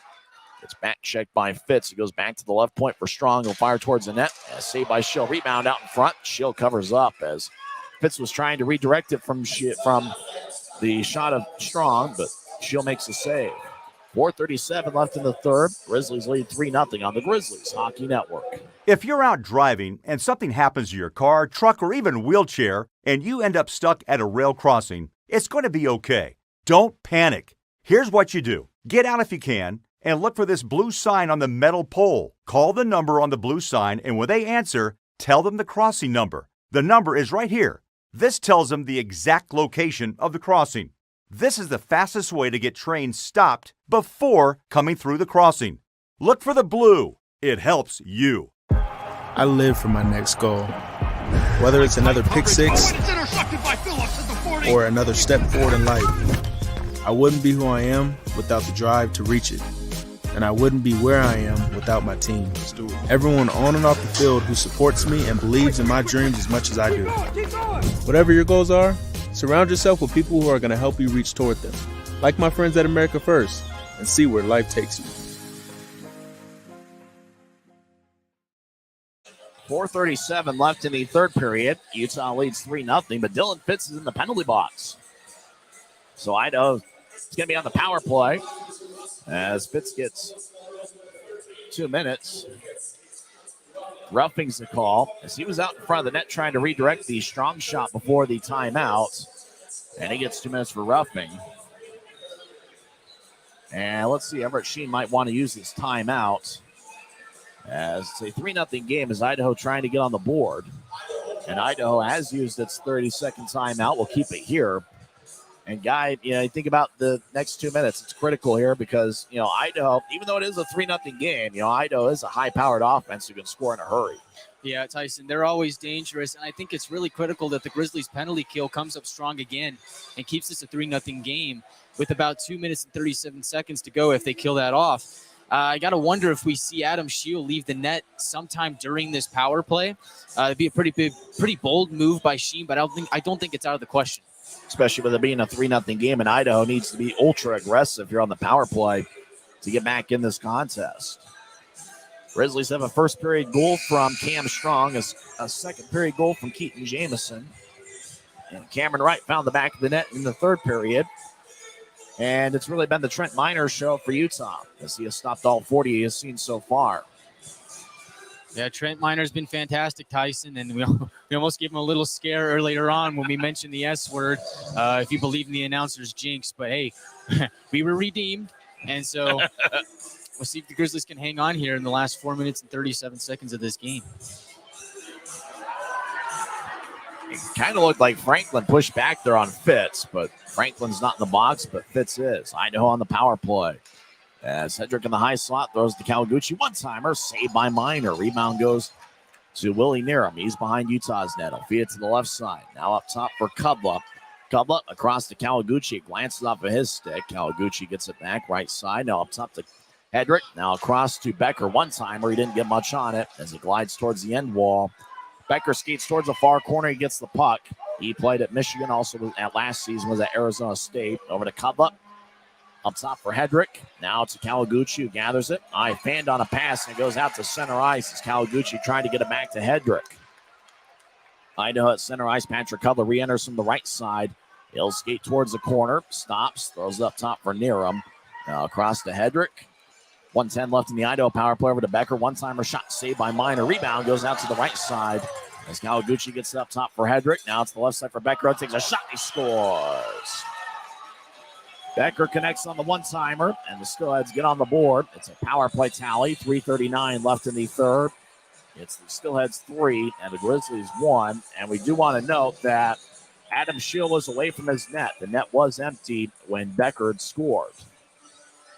So it was 6-on-4 with Idaho's net empty. As Idaho is cut into the lead, it's a 3-1 game. Well, Tyson, you mentioned Shield being out of the net, and it seems like our theory was right. Sheen is going to try and be ultra aggressive. I wonder if we could see Shield maybe go back to the bench in the next 30 seconds or so with about 3 minutes left. Becker gets the goal, the assist to A.J. White and Owen Hedrick.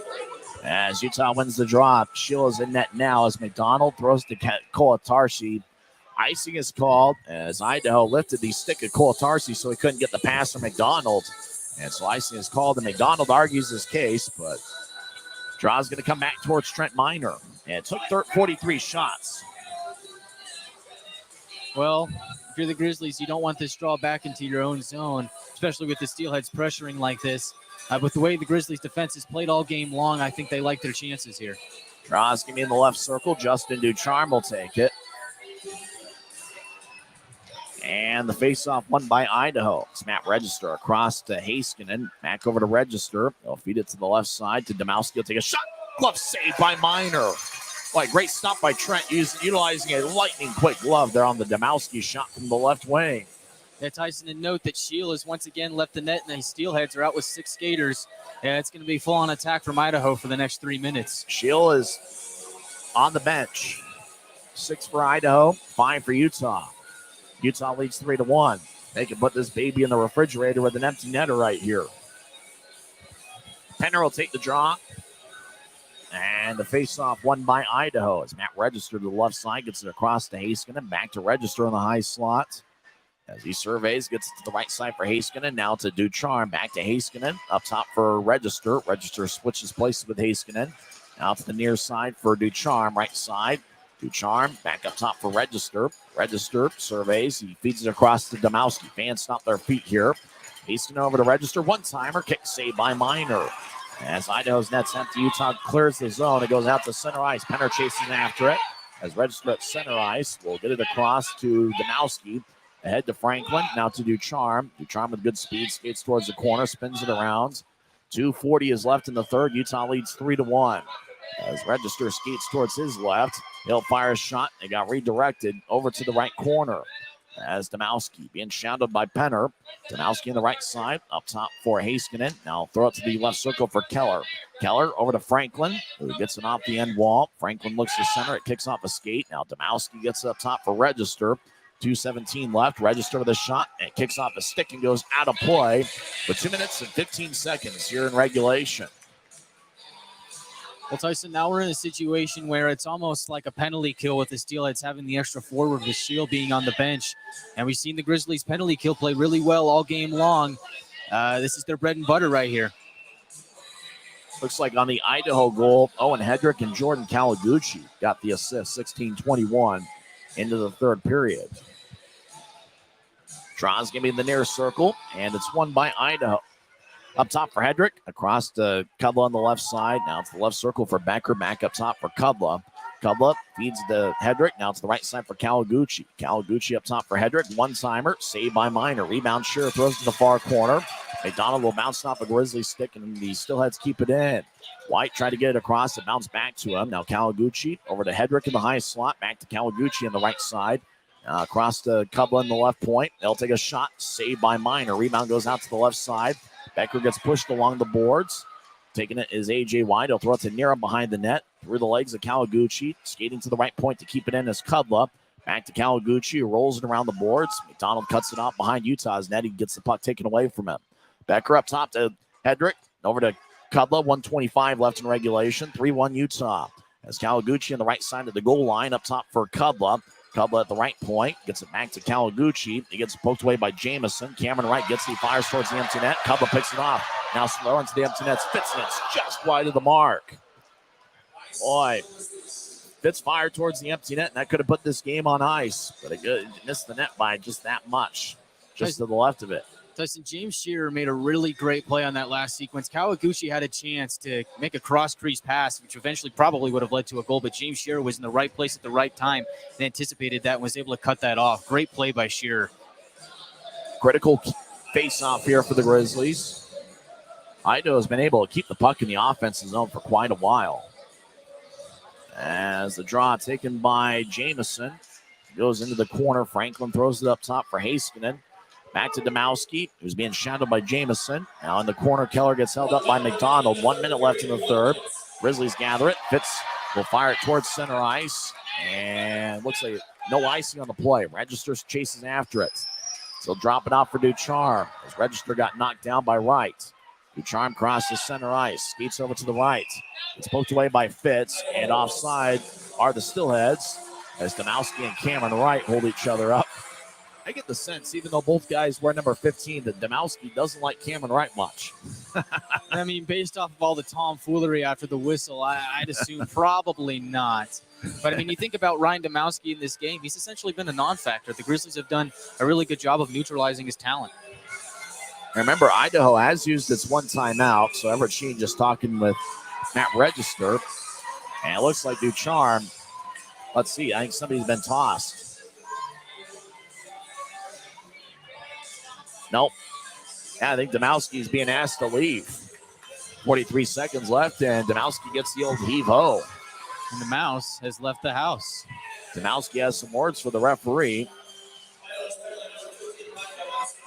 He gets a 10-minute misconduct as a draw won by Idaho. Ducharme spins around the board, so Domowski's out of here.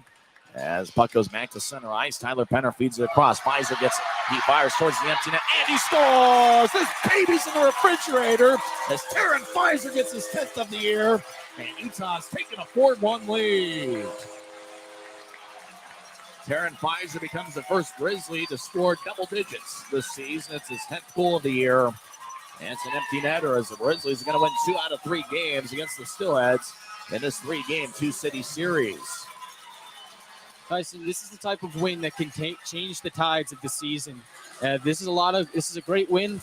2 out of 3 against the Steelheads, one of the best teams in the league. There's a lot to be built upon this. Goals from 4 different forwards. Cam Strong in the first period, Keaton Jamison in the second, and then third period goals from Cameron Wright and Taryn Pfizer. As the Grizzlies, 20 seconds left, puck at center ice. as Willie near him will throw it across the Kawaguchi left side. He gets knocked down by Kuatarshi as the Idaho net is being occupied by Adam Scheel. As Idaho gets it poked out, Grizzlies clear it out to center. 6 seconds left. Idaho will back it out into their own zone as 2 seconds left, and that will do it. Grizzlies win! Grizzlies win 4-1, and there is no doubt about it as Trent Miner stopped 46 of 47. And the Grizzlies got goals from 4 different forwards as they come away with a 4-1 victory, and they take 2 out of 3 games in the 2 series, 3-game set. It's Utah's 4th win against Idaho this season and first here at Maverick Center. And what an effort for the Grizzlies defensive unit, as even though Idaho really bombarded Trent Miner one shot after another, Trent makes 46 saves, and he's going to be the number 1 star of the game. What an effort as the Grizzlies high five everybody. Now the Grizzlies skate out to center ice in their SpongeBob SquarePants themed specialty jerseys as they salute the Maverick Center crowd. And it was a great Monday afternoon crowd here on Martin Luther King Day as the Grizzlies come away with the victory. 4-1 the final score as Frisbee waves the flag at neutral ice. And what a victory for the Grizzlies. 15th meeting against Idaho and the first victory here at Maverick Center. And I think for the Grizzlies guy, it was great to score the 4 goals, and it was great to see the defensive effort. Everybody sacrificing their body, a lot of blocked shots. And the Grizzlies come away with a victory against a good Idaho team. Idaho now has lost in regulation for the 6th time this year. 4 of those losses have come against the Grizzlies. Yeah, Tyson, and this was just a complete team effort from the Grizzlies. And it started in net, a fantastic performance by Trent Miner. Then you work your way up to the defense. They played a great game. Penalty kill was fantastic. And they go to the forwards, and you put 4 goals on the board. You got to feel good. 3 stars of the game. I'd hate to be the guy that has to choose that. It was pretty tough tonight for whoever had to choose that. The number 3 star is going to be Keaton Jamison. Jamison, who scored a second period goal, and actually turned out to be the game winner. As Chris Hagan will announce the 3 stars of the game. Frisbee waving the flag, signing an autograph is Keaton Jamison. He picks up his 8th goal of the season, unassisted 48 seconds into the second period. I thought Jamison played an outstanding game. Yeah, he played really, really well. And it's good to see him signing some autographs for a young fan over there. Jamison wearing number 12 is the 3rd star of the game.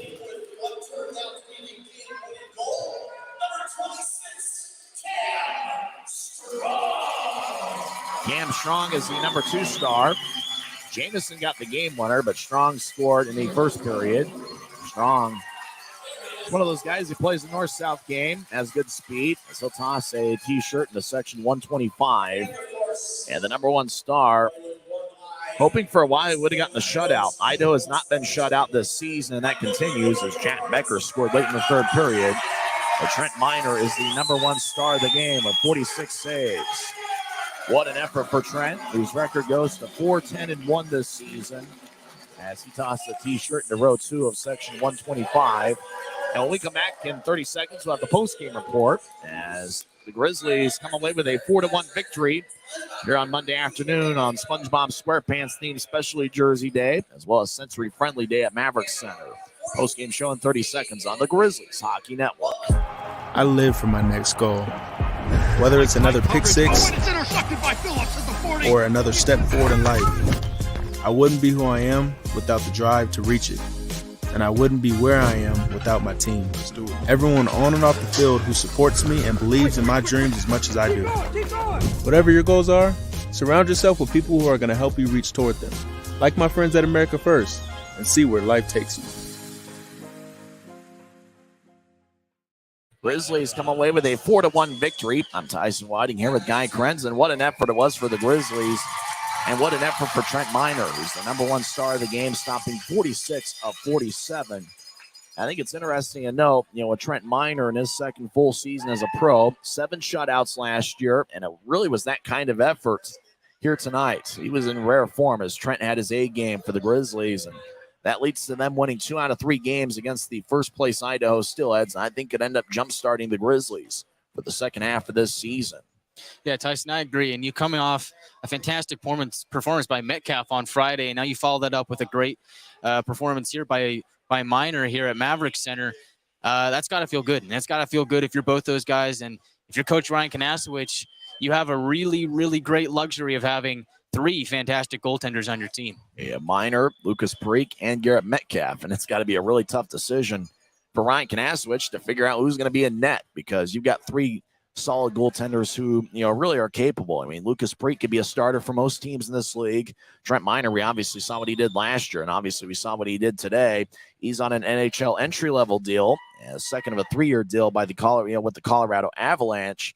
And then you got Garrett Metcalf, who's 7-2 this season. The Salt Lake City native has been outstanding for the Grizzlies this year. He also spent about a month in the AHL with the San Diego Ghouls. But let's recap the scoring here from Maverick Center, as Cam Strong scored 14-12 in, with Jordan Martell getting the assist.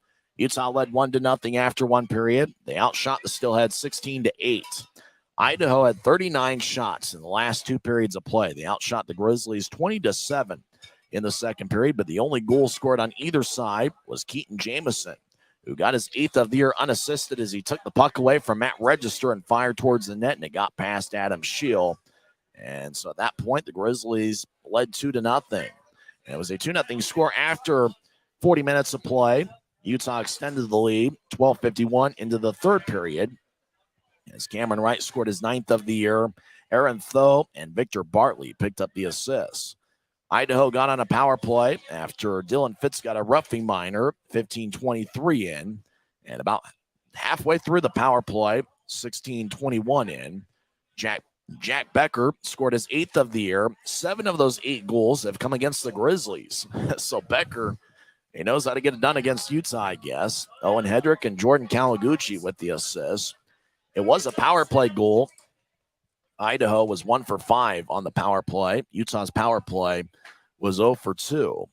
But the Grizzlies finished up the scoring as Taryn Fizer got an empty netter from the right wing. He scored 19:29 in, with Tyler Penner getting his 3rd assist of the season. And with that goal, Taryn Fizer becomes the first Grizzly to score in double digits in terms of goals. That's his 10th goal of the season, which now breaks a tie with Johnny Walker, who's missed the last 11 games. Walker's still out with an injury.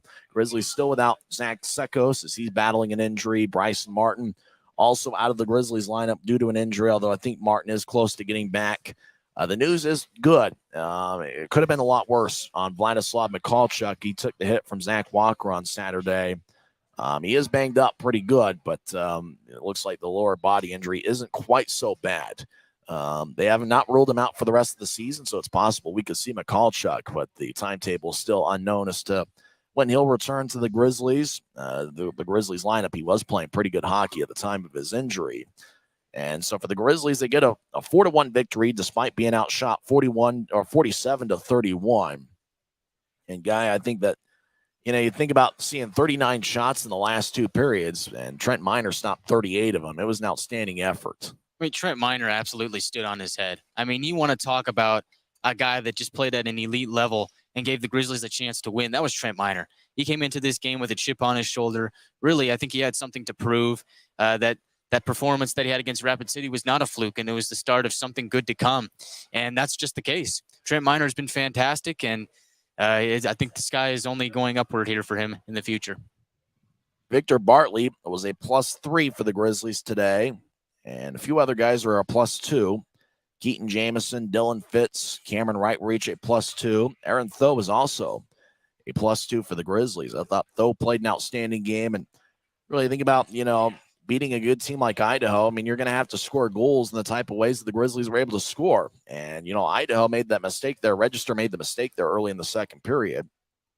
But what good teams do is they capitalize on those. And Jamison was able to score. And you think about Friday when the Grizzlies had the 5-minute major power play, they scored 2 goals on that. That's, I think, an encouraging sign is that the Grizzlies took advantage of some of the things. Idaho's not going to make many mistakes. When they do make a mistake, capitalize and make the most of them. And the Grizzlies in the 2 victories in this series made the most of capitalizing on the Idaho mistakes. Well, and that's just it, Tyson. I think that's the difference between what we saw on Saturday, where the Grizzlies got shut out, and here on Friday, where the Grizzlies ended up winning and being the Steelheads. It was the little things, right? The Grizzlies were winning races to the puck. They were winning battles along the boards, and they were capitalizing on the chances that Idaho gave them. And so I think that's why they won those 2 games. I think overall, I think the Grizzlies played a really complete game here today. I think this is one of the ones where you, as a team, feel really good about it. And I think a byproduct of that is Ryan Domowski getting very frustrated, and we see him get ejected at the end of the game. When you come into a game like this and you beat a team that's arguably the best in the league, and you get a guy like Domowski all frustrated like that, I think that shows just how well of a game that you played to really get that guy frustrated and throwing off his game. Cameron Wright does that. I don't know why, but Cameron Wright does that to opposing teams. And we'll see if he does that to Tulsa this weekend. It's going to be an interesting 3-game series as the Grizzlies take on the Tulsa Oilers. It's a rematch of last season's first-round playoff series, and it's going to be a 3-game set, 3 games, 3 days. Friday and Saturday are going to be 6:05 starts in the Mountain Time Zone. Sunday is going to be a 3:05 start. And so we'll see Rob Murray's Tulsa Oilers for the first time this season. And I think for the Grizzlies, you just offensively, you just got to keep playing a north-south game, especially in Tulsa where the ice conditions sometimes can be a little bit iffy. And I think it's going to be kind of interesting to see if it's a similar Tulsa team than what we saw in years past. I know that when the Grizzlies played Tulsa in the past, if you're able to dictate the style in terms of the game, you're able to have some success. If Tulsa plays their style of game, they're going to be tough to beat in their own barn. Yeah, I agree with that, Tyson. I think if the Grizzlies come out and play like they did today, they should very well come out and beat the Tulsa Oilers. And if you think about after that road trip in Tulsa, they got a lot of home games coming up. We've got Guns and Hoses here at the Maverick Center. Rapid City will be in town. Then we'll see the Allen Americans. A lot of good stuff coming up. Yeah, it's going to be a lot of fun. Remember, the next Grizzlies homestand is going to be a 3-game set against the Red Hot Rapid City Rush, January 25th, 27th, and 28th. It's actually a 6-game homestand, as the Allen Americans the following week will be in for 3 games in a 4-day set. So you think about after the Tulsa series, get a 6-game homestand, 3 against Rapid City, 3 against Allen. And then the Grizzlies will be on the road in the Eastern Time Zone for 6 games. But you think about after that road trip in February, the Grizzlies will be at home the majority of the final 2 months of the season. So for Utah to win 2 out of 3 games, it's certainly something that they hope is a jump start to the second half of the season. Yeah, Tyson, you talk about the second half of the season. I think the schedule really favors the Grizzlies going forward. I think now we're past the Idaho Steelheads, who we've seen a ton of. And now you get to see teams that you know you can beat and teams that you haven't seen before. And so this is a perfect chance for the Grizzlies to win some games at home and also make a push to make the playoffs here. Well, how about wrap things up here from Maverick Center? Any final things to say here before we go on this Martin Luther King Day? I just want to say there's a great crowd here at the Maverick Center. It was Century Friendly Day. The sound was turned down, but the atmosphere was still fantastic here. And it feels good to walk out of here with a win. Once again, in 2 hours and 31 minutes and in front of a crowd of 4,484, Utah Grizzlies got goals from 4 different forwards: Cam Strong, Keaton Jamison, Cameron Wright, and Taryn Fizer each found the back of the net, and Trent Miner stopped 46 of 47 as the Grizzlies win 2 out of 3 games in this 3-game 2-city series as Utah advances their record to 14, 19, and 1 on the year, and Idaho falls to 28, 6, 0, and 1. For Guy Carenza, I'm Tyson Whiting, and it is what it is.